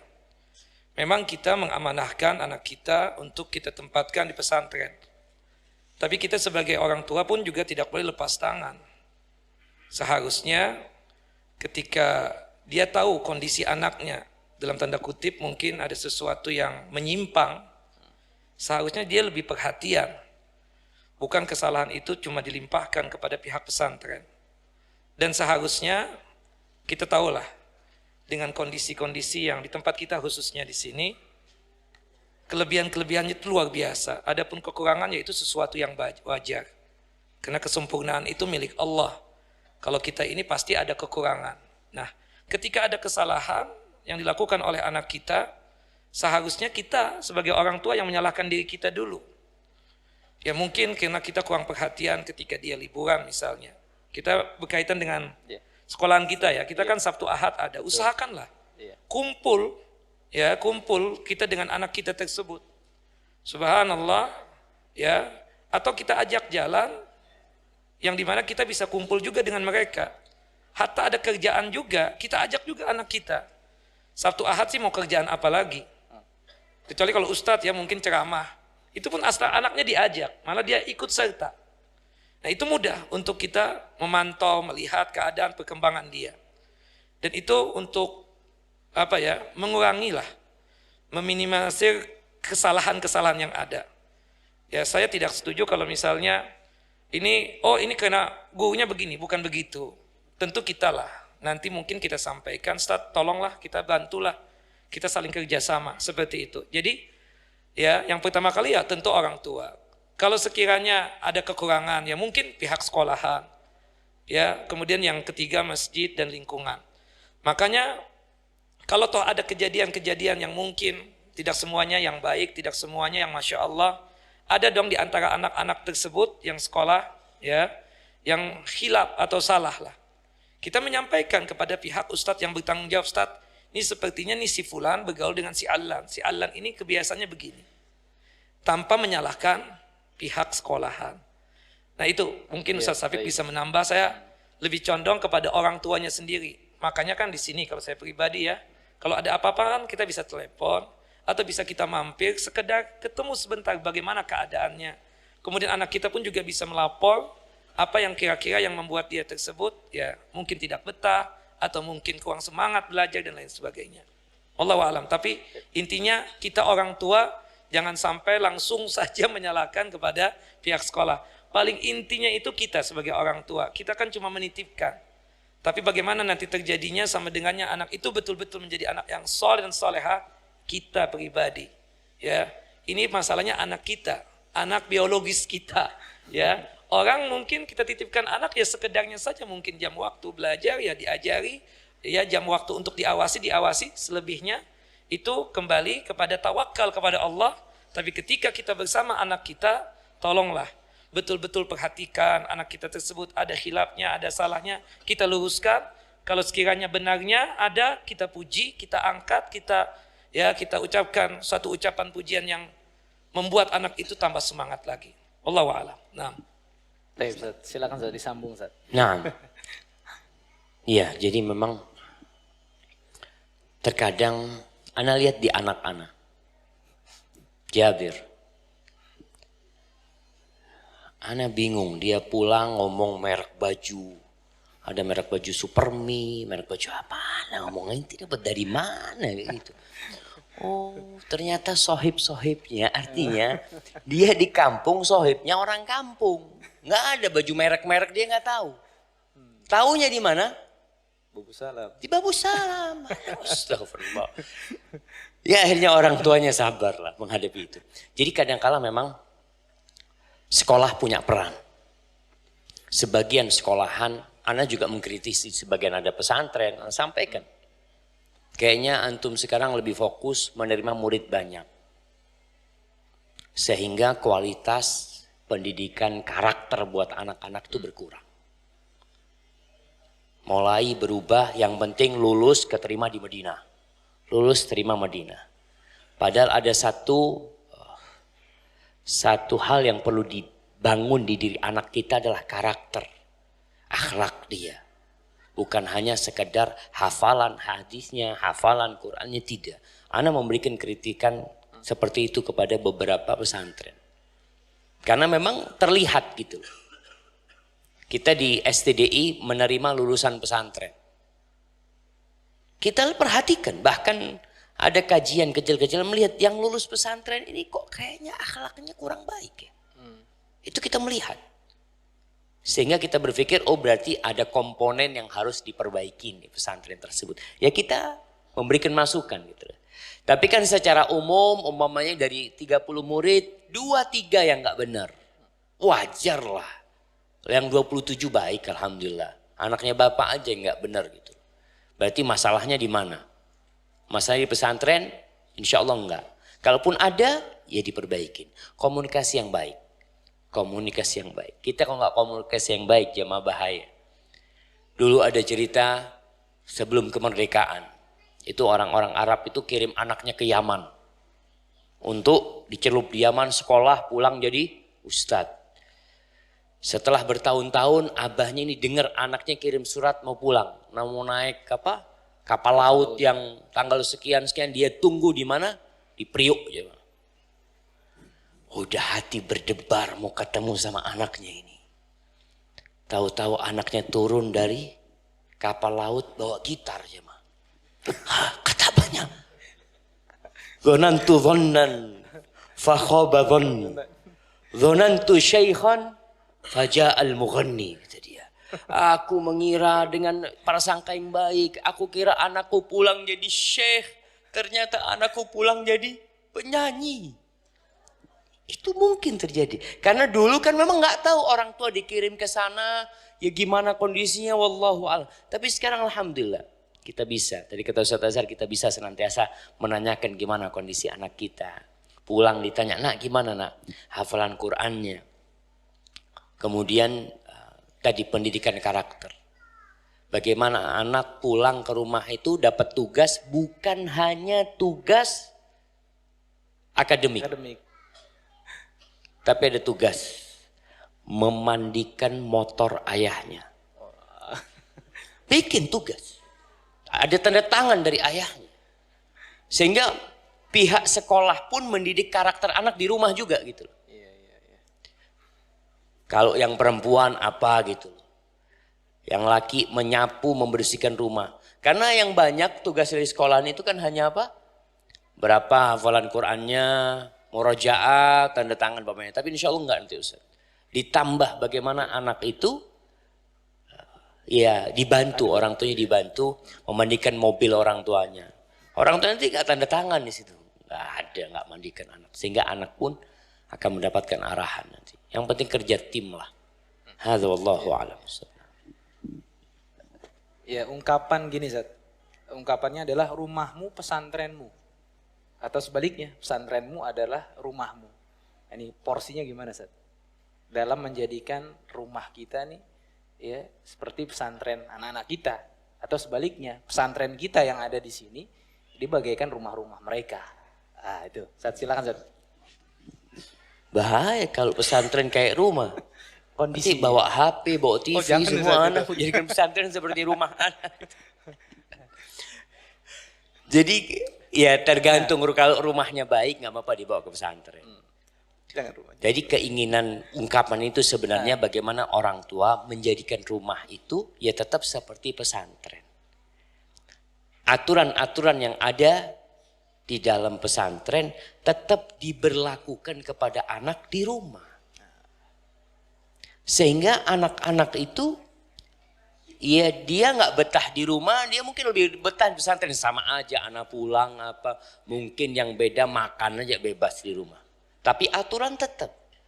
Bahkan kalau bisa tadi ada tambahan-tambahan tugas yang menyebabkan anak itu mungkin nggak betah di rumah, kepingin ke pesantren, anak Hasan ke pesantren. Ada yang seperti itu jemaah. Maka ungkapan tadi memang bagaimana menciptakan suasana yang mendukung anak-anak untuk bisa menjadi lebih baik. Sholatnya seperti itu. Kalau di pesantren, anak-anak Masya Allah habis sholat berzikir. Di rumah habis sholat lari.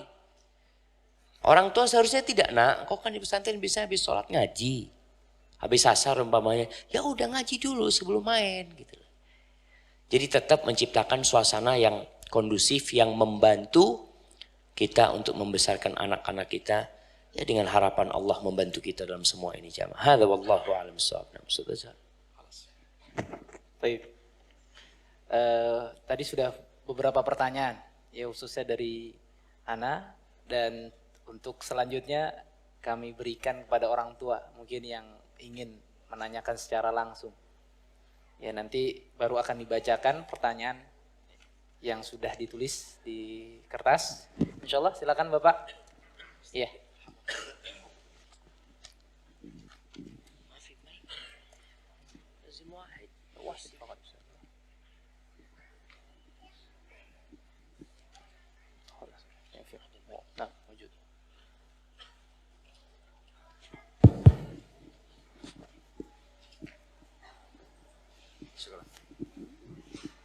Bismillahirrahmanirrahim. Assalamualaikum warahmatullahi wabarakatuh. Alhamdulillah. Afan Ustadz Ana to the point. Karena mungkin waktunya sangat menyentuh sekali bahwa ternyata bagi anak pribadi barangkali ada penyadaran baru bahwa anak ini memiliki dua sisi. Satu sisi amanah yang bisa mengantar kita ke surga, sekaligus juga ada muatan yang bisa mengantarkan kita ke neraka. Artinya dalam firman Allah kalau tidak salah, anak juga menjadi salah satu musuh buat kita. Ini tentunya satu tantangan agar ini tidak terjadi. Anda ingin tahu Ustadz bahwa tadi Ustadz Azhar sudah sampaikan tip, metode dan sebagainya. Sejauh mana Ustadz tanggung jawab orang tua di hadapan Allah terhadap pendidikan anak? Manakala kita sebatas kemampuan sudah menjalankan yang kita yakini ini adalah benar, tapi seringkali anak tidak seperti yang kita bayangkan akhirnya. Ini tentunya menjadi pemikiran karena juga Anda pernah dengar dikisahkan seorang tua yang sedang bermukim di surga, tiba-tiba dipanggil oleh Allah karena ada keberatan dari anak yang waktu itu tidak ada di situ. Ini tentunya menjadi pemikiran yang berat. Artinya apakah kita bisa terbebas? Ini semata-mata bukan semata-mata membebaskan tanggung jawab, tapi ingin yang kita lakukan juga berimbas kepada anak. Tadi Ustadz Azhar sampaikan di surat Al-Tahrim, ajakan kita untuk menghindarkan diri dari neraka dan untuk masuk ke surga. Mungkin itu Ustadz, syukran, jazakallahu khairan. Iya, jazakallahu khairan. Ya, silakan. Masya Allah. Iya, pertanyaan yang menarik sekali jemaah. Jadi anak itu memang perhiasan dunia, ya. Anak itu pemberian Allah Subhanahu wa taala, tapi anak itu juga fitnah. Cobaan buat orang tuanya. Sampai batas mana kita itu melepas tanggung jawab kita terhadap anak-anak kita. Semaksimal mungkin mendidik anak itu. Karena nanti pada hari kiamat itu pertanyaan detail jemaah. Detail sekali pertanyaan Allah SWT. Bahkan Allah mengatakan Jalla Jalaluhu faman ya'mal mithqala dzarratin khairan yara. Wa may ya'mal mithqala dzarratin syarran yara. Sebesar semut kecil kita akan melihat. Jadi berkaitan dengan kita, apakah kita sudah menyelesaikan tugas kita atau belum? Kita sebenarnya yang tahu. Tapi kadangkala kita nggak tahu Ustaz, karena kita nggak pernah belajar. Sehingga ada orang yang hanya memberikan makanan buat anaknya, menyekolahkan anaknya, selesai tugas dia. Tapi ternyata dia tidak pernah mengajarkan iman kepada anaknya. Nggak pernah berbagi iman sama anaknya. Nggak pernah duduk sama anaknya menceritakan kebesaran Allah Jalla Jalaluhu. Maka orang tua akan ditanya gitu. Karena memang terus terang kebanyakan kita itu berpikir hanya untuk pendidikan anak kita. Bagaimana nanti dia bisa bekerja, lalu dia mungkin menikah, punya keluarga sendiri. Rasul SAW itu, Fatimah sudah menikah. Fatimah sudah menikah. Malam hari itu, Nabi SAW datang ke rumahnya Fatimah. Sama Ali dia di rumah. Diketuk rumahnya sama Nabi SAW. Nabi mengatakan, ala tusallian. Kalian gak mau sholat malam nih. Ini sudah menikah gitu. Sebagian orang tua kan berpikir kalau anaknya sudah nikah, sudah selesai. Lepas anak sudah. Tetap jangan. Kemudian kalau tadi ada cerita bahwasanya ada orang tua yang sudah masuk surga, ada keberatan dari anaknya. Nggak seperti itu sebenarnya. Karena nanti sidang itu akan dilakukan sebelum masuk surga. Allah Jalla Jalaluhu mengatakan waqifuhum innahum mas'ul. Berhentikan mereka. Mereka harus bertanggung jawab. Jadi di sana anak ada yang keberatan sama orang tuanya. Dipegangin orang tuanya. Bisa Ayahku. menggugat, Gimana? Bisa gugat. Anak bisa menggugat orang tuanya. Karena nggak pernah diajarin sama orang tuanya. Sebagaimana Quran ini bisa menggugat kita. Dan bisa menjadi pembela kita. Quran seperti itu. Anak-anak kita pun seperti itu. Maka sekarang perlu mengevaluasi diri para orang tua. Apakah tugas yang dia lakukan itu sudah cukup gitu loh. Sudah selesai atau belum? Kalau ternyata orang tua, ana Ustaz tidak membiasakan anak-anak sholat ketika umur 7 tahun. Iya, karena ana dulu juga nggak sholat Ustaz. Itu mungkin terjadi. Maka akhirnya anaknya tumbuh besar nggak sholat. Bapaknya dapat hidayah. Anaknya belum dapat hidayah. Gimana sekarang? Taubat bapaknya. Dan dia harus sekarang berusaha untuk ya minta maaf sama anaknya, sampaikan kepada anaknya. Karena sang anak akan ditanya sama Allah, dia akan menjawab, ayahku nggak ngajarin aku sholat waktu aku umur 7 tahun. Hadza wallahu a'lam bissawab. Nah, Iya, baik. Silakan. Iya, Pak, silakan, Pak.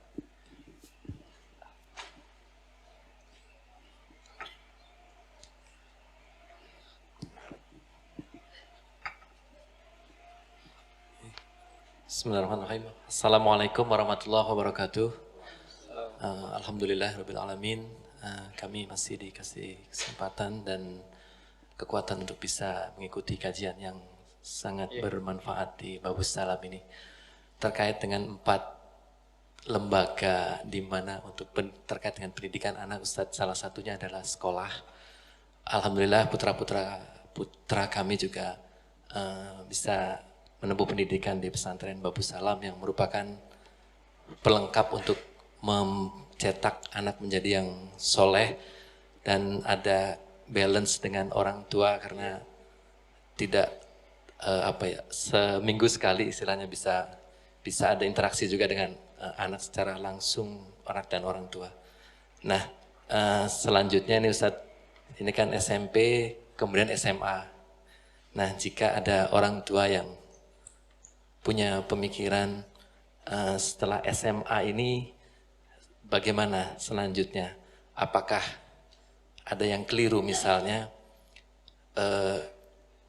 Memang SMP SMA ini harapannya untuk menguatkan pondasi akidah anak untuk selanjutnya menempuh dunia yang selanjutnya. Nah, apakah ada yang keliru misalnya setelah SMA selesai lulus kemudian menempuh jenjang pendidikan selanjutnya adalah di perguruan tinggi umum untuk bukan untuk hanya mengejar dunia, tapi untuk profesi apapun itu dengan bekal SMP, SMA yang sudah di pesantren, kemudian kedekatan anak dengan orang tua, tapi setelah lulus SMA nanti punya pemikiran untuk misalnya di sekolah di perguruan tinggi umum untuk menuju profesi-profesi yang apakah itu kedokteran atau profesi saintis atau mungkin bahkan sampai mungkin ekonomi, politik yang apapun profesinya nanti insya Allah dengan bekal SMP, SMA dan tentunya walaupun perguruan tinggi umum tapi terus dibekali oleh orang tua dan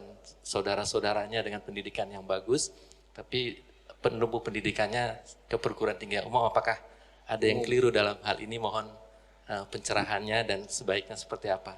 Terima kasih Ustaz. Assalamualaikum warahmatullahi wabarakatuh. Ya, silakan. Nah, subhanallah jamaah, pertanyaan yang bagus sekali. Karena kan tidak semuanya harus jadi ustadz. Kalau semua jadi ustadz, siapa yang dengerin ustadz ceramah? Tapi semuanya harus menuntut ilmu agama. Kita tahu Islam ini bukan hanya ngurusin masjid. Islam ini bukan hanya yang ngurusin madrasah. Tapi Islam datang sebagai rahmatan lil alamin. Di semua lini Islam itu telah memberikan arahan dan pengajaran di sana. Kita butuh dokter, kita butuh ahli fisika, kita butuh ahli ekonomi, kita memerlukan insinyur, semuanya kita perlukan itu. Jadi ketika anak sudah dibekali di pondok, umpamanya selama 6 tahun dengan bekal yang bagus dan iman. Karena anak-anak itu ada yang keluar pesantren seperti burung lepas. Iya, betul. Kalau kita kasih lingkungan yang bebas, ternyata bekalnya itu hilang. Maka ketika orang tua berpikir untuk menyekolahkan, untuk mengambil ilmu umum nantinya, tolong benar-benar dipersiapkan tempat sekolahnya. Karena sebagian teman anak lihat kuliah, temannya semuanya non muslim. Mau sholat susah. Bahkan ketika menampakkan keislaman, dibully sama teman-temannya. Yang ditakutkan bekal 6 tahun itu luntur. Makanya kalau nanti mau sekolah umum silahkan. Tapi kita juga tetap memilih sekolahan. Terkadang kita itu memilih nama. Nama, oh ini sekolah yang paling bagus. Tapi kita tidak melihat lingkungan. Akhirnya orang tua berdosa nantinya. Karena dia hanya berpikir bagaimana anaknya sekolah sini ini biasanya lulus langsung dapat kerja. Diperebutkan. Tapi anak itu kehilangan akhlak dan agamanya. Itu yang ditakutkan. Maka silahkan, tidak ada masalah, tapi dengan memilih yang ketat ya. Kalau anak itu kuliah, kemudian kos, hati-hati. Karena di tempat kos-kosan itu, di pesantren aja anak itu dibangunin subuhnya. Ya Ustaz, dibangunin subuhnya. Kalau dia kos-kosan, siapa yang bangunin subuh dia? Sehingga perlu dicarikan tempat-tempat yang lebih sesuai. Umpamanya kalau dia kuliah, tetap kos-kosannya itu modelnya yang model pesantren. Artinya dia kuliah tapi balik ke sana, suasananya itu dapat teman-teman yang baik gitu loh. Itu tugas orang tua. Hadza wallahu a'lam bissawab. Ini Ustaz Azhar, ada tambahan? Silakan Ustaz. Yang pandangannya. Sedikit aja menambahkan. Memang kita punya cita-cita Bapak. Bapak ke pesantren ini anak ini buat apa? Poinnya bagus tadi, menguatkan iman, menguatkan tauhid, ya manhaj yang benar, kemudian menjadi anak yang soleh dan solehah. Tapi setelah ini kita ingin anak kita juga paham tentang ilmu umum. Karena kan tidak semuanya kata Ustadz Syafiq yang bisa menjadi ustadz. Ya, kalau misalnya semua jadi ustadz, siapa yang akan mendengar juga?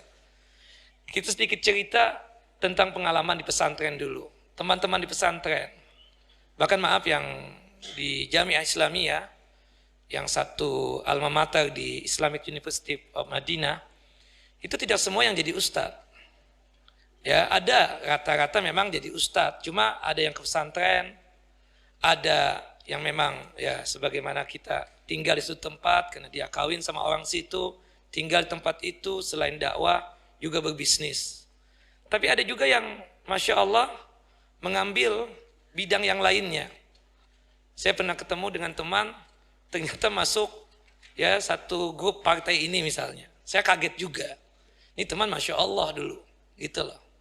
Tapi ala kulli hal lah, kita sudah tidak bisa lagi untuk memahamkan sesuatu hal yang menjadi cita-cita dia. Tinggal nanti kalau bapak mengan, anak saya sisat pengen jadi dokter, atau pengen jadi insinyur ini, insinyur itu. Terus diulang itu, tentang masalah apa yang dia lakukan di pesantren. Bapak tetap mengawasi, karena kita mengawasi anak itu tidak hanya sekedar dia tersebut kalau sudah paham, sudah lulus dari pesantren, kemudian nanti mungkin sudah menikah, hatta sudah menikah, kita tetap mengawasi bagaimana keadaan anak kita tersebut. Terutama nanti teman-teman dia yang ada di universitas yang Bapak tuju itu. Bapak harus tahu, jangan sampai 6 tahun ini, begitu lama kan sudah untuk mentarbiyah, mentasfiyah, mendidik dia, menjernihkan dia dari akidah-akidah yang tidak benar. Ya, kemudian tahu-tahu ketika ketemu dengan teman-teman yang di luar tersebut, menjadi berubah lagi. Yang tadinya rajin sholat, kemudian waliyadzubillah nggak rajin sholat. Yang tadi Masya Allah dalam bahasa Arab ini. Ya kan, tahu-tahu setelah ya sekolah di umum lupa bahasa Arabnya banyak Pak. Ya, tapi semua itu kita syukuri. Memang tidak semua yang pesantren bisa jadi ustaz. Saya ketemu dengan teman-teman yang satu pesantren dulu. Masya Allah jadi pedagang besar. Nah itu kan kita bisa minta dana sumbangan Pak bangun pesantren. Bisa ya kan seperti itu. Nah itu mungkin manfaatnya di situ. Kemudian anak Bapak Masya Allah, tahu-tahu ke depan setelah 10 tahun yang akan datang, dia jadi menteri. Oh kita minta bantuan dia deh, lewat dia nanti. Karena bagaimanapun juga kan kita harus hubungan dengan negara, dengan masyarakat dan lain sebagainya. Yang jelas satu pesan saya, ketika anak Bapak nanti di umum juga setelah ini, setelah di pesantren 6 tahun ini, tolong tetap diawasi, dilihat. Ya, karena anak itu subhanallah masih labil. Mudah dia tersebut untuk mencontoh dan meniru teman dekatnya. Subhanallah. Nih subhanallah. Dia nggak suka pakai sorban tadinya. Tapi ketika lihat orang dekatnya, abahnya atau teman-temannya, kok minta beliin sorban gitu loh. Nah itu kan kenapa pengaruh orang sekitar. Makanya ada pepatah Arab Pak, al-bi'ah khattafah. Lingkungan itu bisa mencengkram. Kalau lingkungannya baik, insya Allah baik juga tuh anak. Tapi kalau waliyadzubillah, kalau lingkungannya ya rusak, ya seperti itu juga. Itu yang dikhawatirkan. Kami insya Allah selalu mendoakan anak Bapak, semoga selalu menjadi anak yang saleh dan salehah, bermanfaat buat Islam dan kaum muslimin. Dan tetap istiqomah terhadap apa yang sudah dia pelajari selama 6 tahun di Babus Salam ini. Wallahu a'lam. Nah. Jazakumullah khairan. Ada pertanyaan dari Ummahat datang. Assalamualaikum warahmatullahi wabarakatuh. Barakallahu fikum. Ini memang kaitannya pas sekali Ustaz. Ustadz, anak-anak remaja adalah masa coba-coba. Ya, artinya labil. Coba-coba sesuatu. Bagaimana meredam atau mengarahkannya ke arah yang positif. Baik dalam penggunaan gadget ataupun misalnya pergi ke suatu tempat. Dan terkadang keinginan coba-coba ini tantangan ya, dan dari teman-temannya juga gitu kan.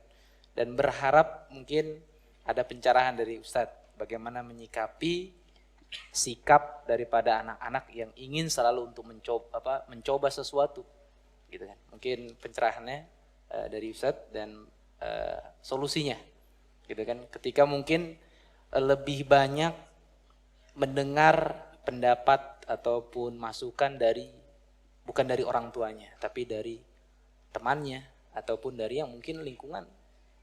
Ya seperti itu. Silakan Ustaz.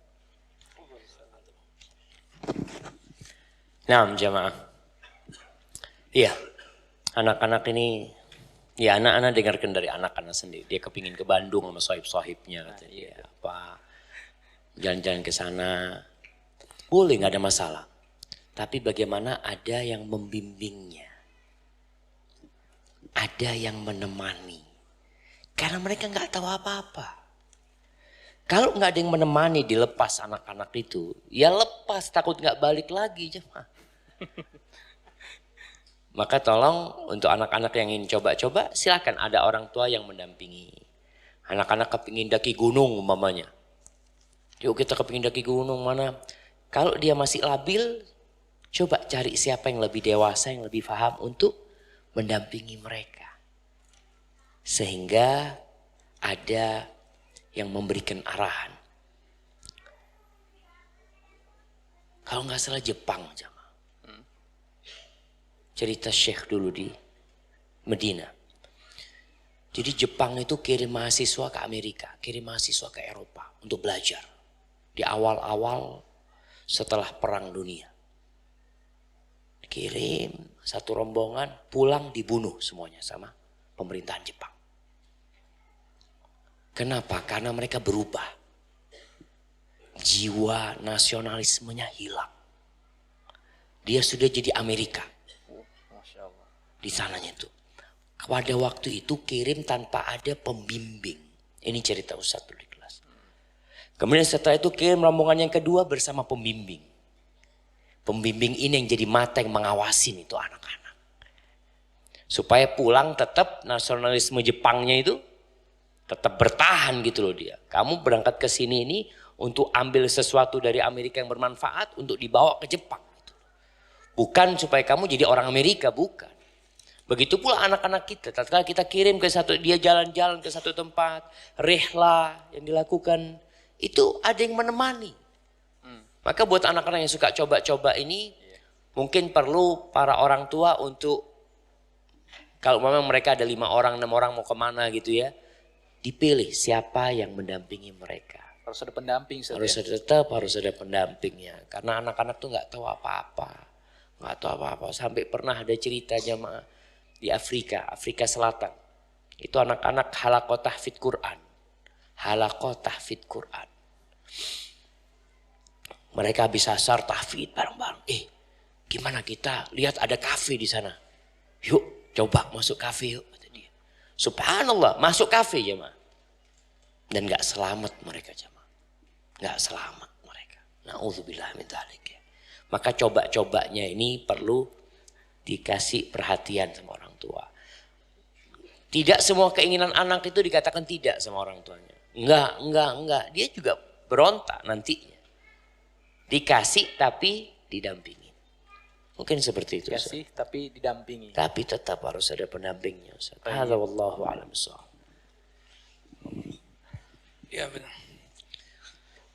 Pendamping memang Masya Allah ya. Dulu zaman pesantren dulu Ustadz Kamal, nggak ada pendamping kita.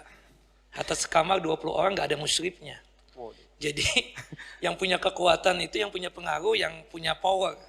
Dari segi harta yang sering bawa makanan ke pesantren. Yang kedua yang punya kehebatan dalam masalah pencak silat. Itu yang itu yang lebih kuat, dominan ya? biasanya. Dominan di situ. Itu yang punya pengaruh. Tapi alhamdulillah kan pesantren kita Babu Salam ada musyrif. Itu terus terang, saya termasuk orang yang terlalu khawatir ya. Tidak seperti Ustadz Syafiq mungkin anaknya 9 ya. 6 ya.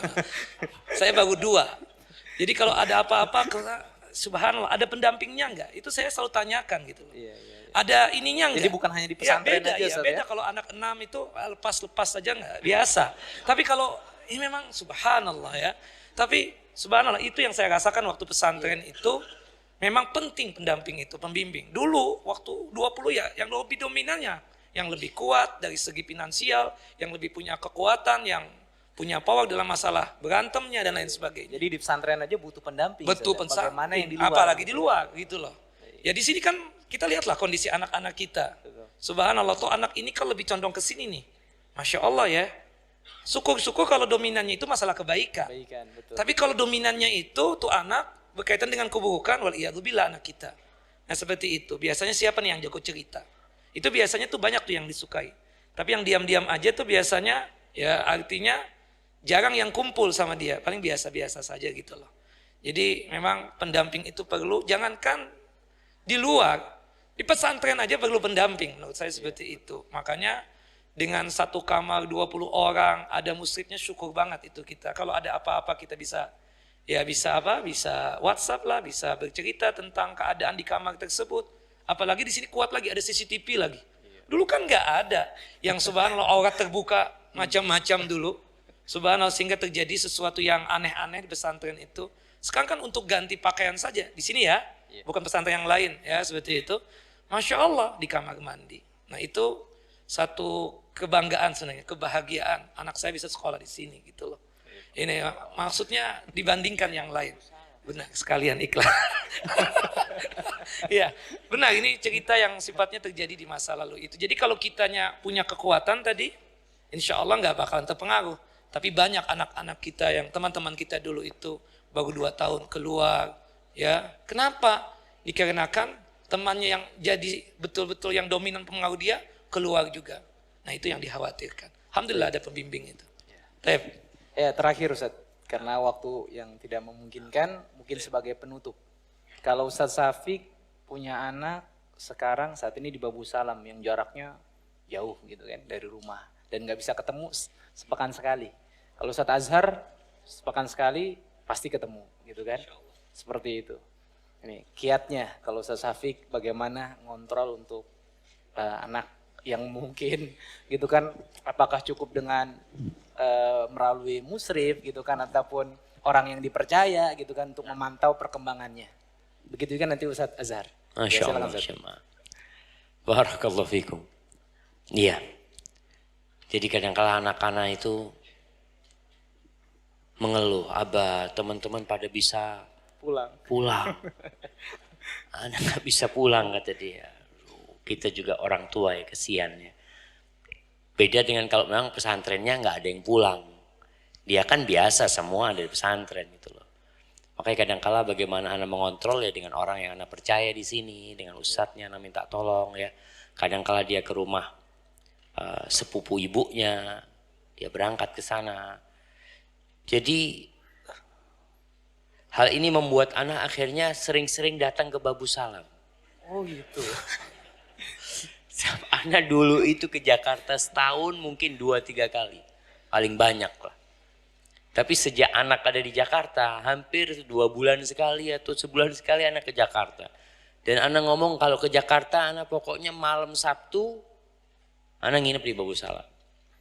Anak tidur berdua sama anak-anak. Apa yang pertama kali ditanya buat Jabir? Ya anak tanya, duduk sama dia, gimana ya. Dia cerita macam-macam, sama anak dengerin ya. Kadang-kala dia mengeluh, ya namanya orang tua kesian ketika anak mengeluh. Kadang-kala anak terakhir dengar anak-anak sakit ya. Ada jauh ibunya itu sampai kebingungan, anak kami berangkat. Baru pertama ini ibunya datang ikut paguyuban nih. Baru pertama sejak setahun lebih Jabir ada di sini. Karena apa? Karena mulai khawatir ketika anak itu sakit, ibunya kepingin tahu gimana kondisi anaknya. Tapi paling tidak kita minta sama Allah SWT. Anak di rumah pun kadang-kala kita nggak bisa didik. Ada di depan kita itu anak. Yang jauh, kalau Allah mau bantu semoga Allah mudahkan. Maka kita berusaha untuk mendekatkan diri kepada Allah SWT. Sambil ya terus tadi telepon tanya sama ustadznya. Datang ke sini sekali-kali. Sekali-kali. Dia berontak kadang-kala anak sendirian di sini Pak. Ya Allah Karena sabar dapat lah. program khusus. Sekarang dapat program khusus gitu, Masya Allah. Tapi memang anak selalu ingin, anak ingin pesantren itu memang memiliki tadi hal-hal yang baru buat anak-anak itu, olahraga yang baru buat dia, sehingga Ada rasa ada baru apa ya? Ada hal baru yang Hal dia baru dapat gitu loh. Ada hal baru yang dia dapat. Kalau enggak di rumah, anaknya bapak ngapain? Main HP akhirnya. Main HP, dikasih HP sama abahnya. Syuf, ini kuotanya 50.000. Nanti habis sudah kosong.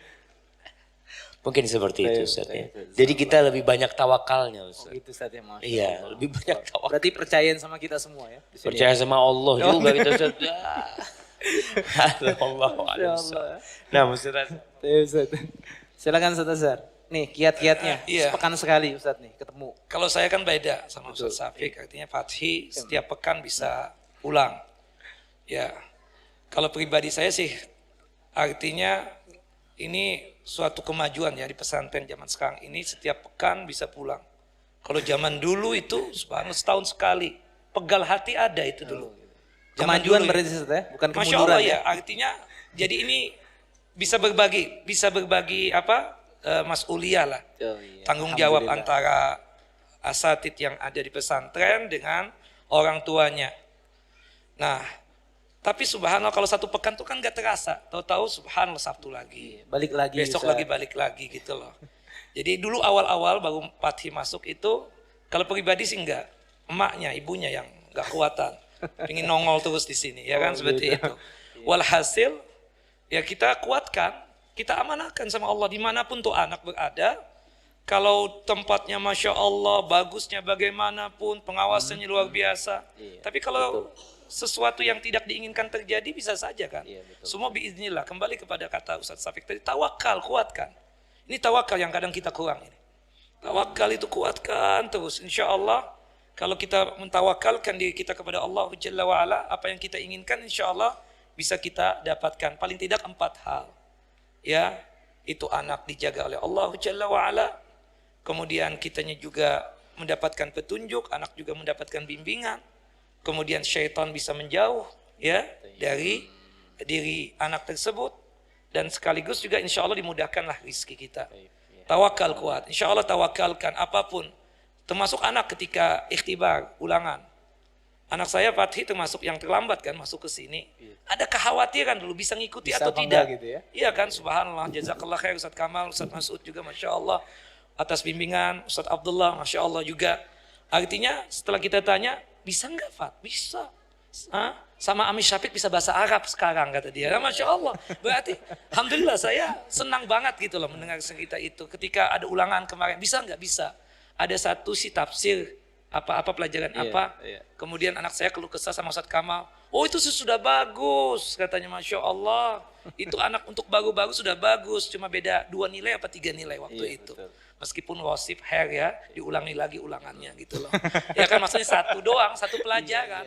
Tapi sudah Masya Allah kata-kata. Artinya ada rasa ketakutan, ada rasa kekhawatiran. Ya namanya hidup di dunia.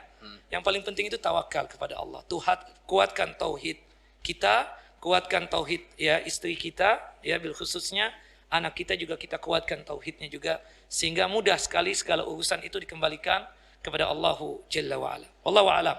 Nah, Allah Ustaz. Taib. Ustaz Kamal sendiri apa maksudnya kiat-kiatnya apa? Waduh. Saya sebagai moderator. Nah, Ustaz. iya. Enggak, Dia sebagai moderator kan bukan berarti tidak tahu kiat-kiatnya apa gitu loh. Nah, Di karena yang pertemuan khusus aja. Ustaz. Baik Bapak dan Ibu sekalian, waktu ternyata memisahkan kita. Insya Allah nanti kita akan sambung di pertemuan-pertemuan berikutnya. Mudah-mudahan pertemuan ini adalah sebagai awal ya bersedianya Ustadz Syafiq memberikan ilmunya, dan mudah-mudahan juga Ustadz Azhar pada kesempatan berikutnya juga memberikan ilmunya lagi kepada kita. Alhamdulillah kita sudah banyak ghanimah yang kita dapatkan ya, dan mudah-mudahan kita bisa amalkan. Dan tentunya kita berharap pada Allah Subhanahu wa taala agar Allah memudahkan kita semua, wabil khusus kami sebagai pemegang amanah di sekolah, di pesantren ya, untuk bisa benar-benar ya menjadi orang-orang yang amanah atas apa yang menjadi kepercayaan Bapak dan Ibu sekalian, menitipkan anak-anaknya di pesantren Babu Salam. Baiklah, kita akhiri pertemuan kita. Sekali lagi, jazakumullahu khairan atas kehadirannya, wabil khusus pada kedua guru kita, dan mudah-mudahan senantiasa Allah Subhanahu wa taala memberikan penjagaannya untuk beliau berdua, dan kita mohon pada Allah Subhanahu wa taala ilmu yang bermanfaat dan kita bisa maksimalkan ya dengan sebaik-baiknya.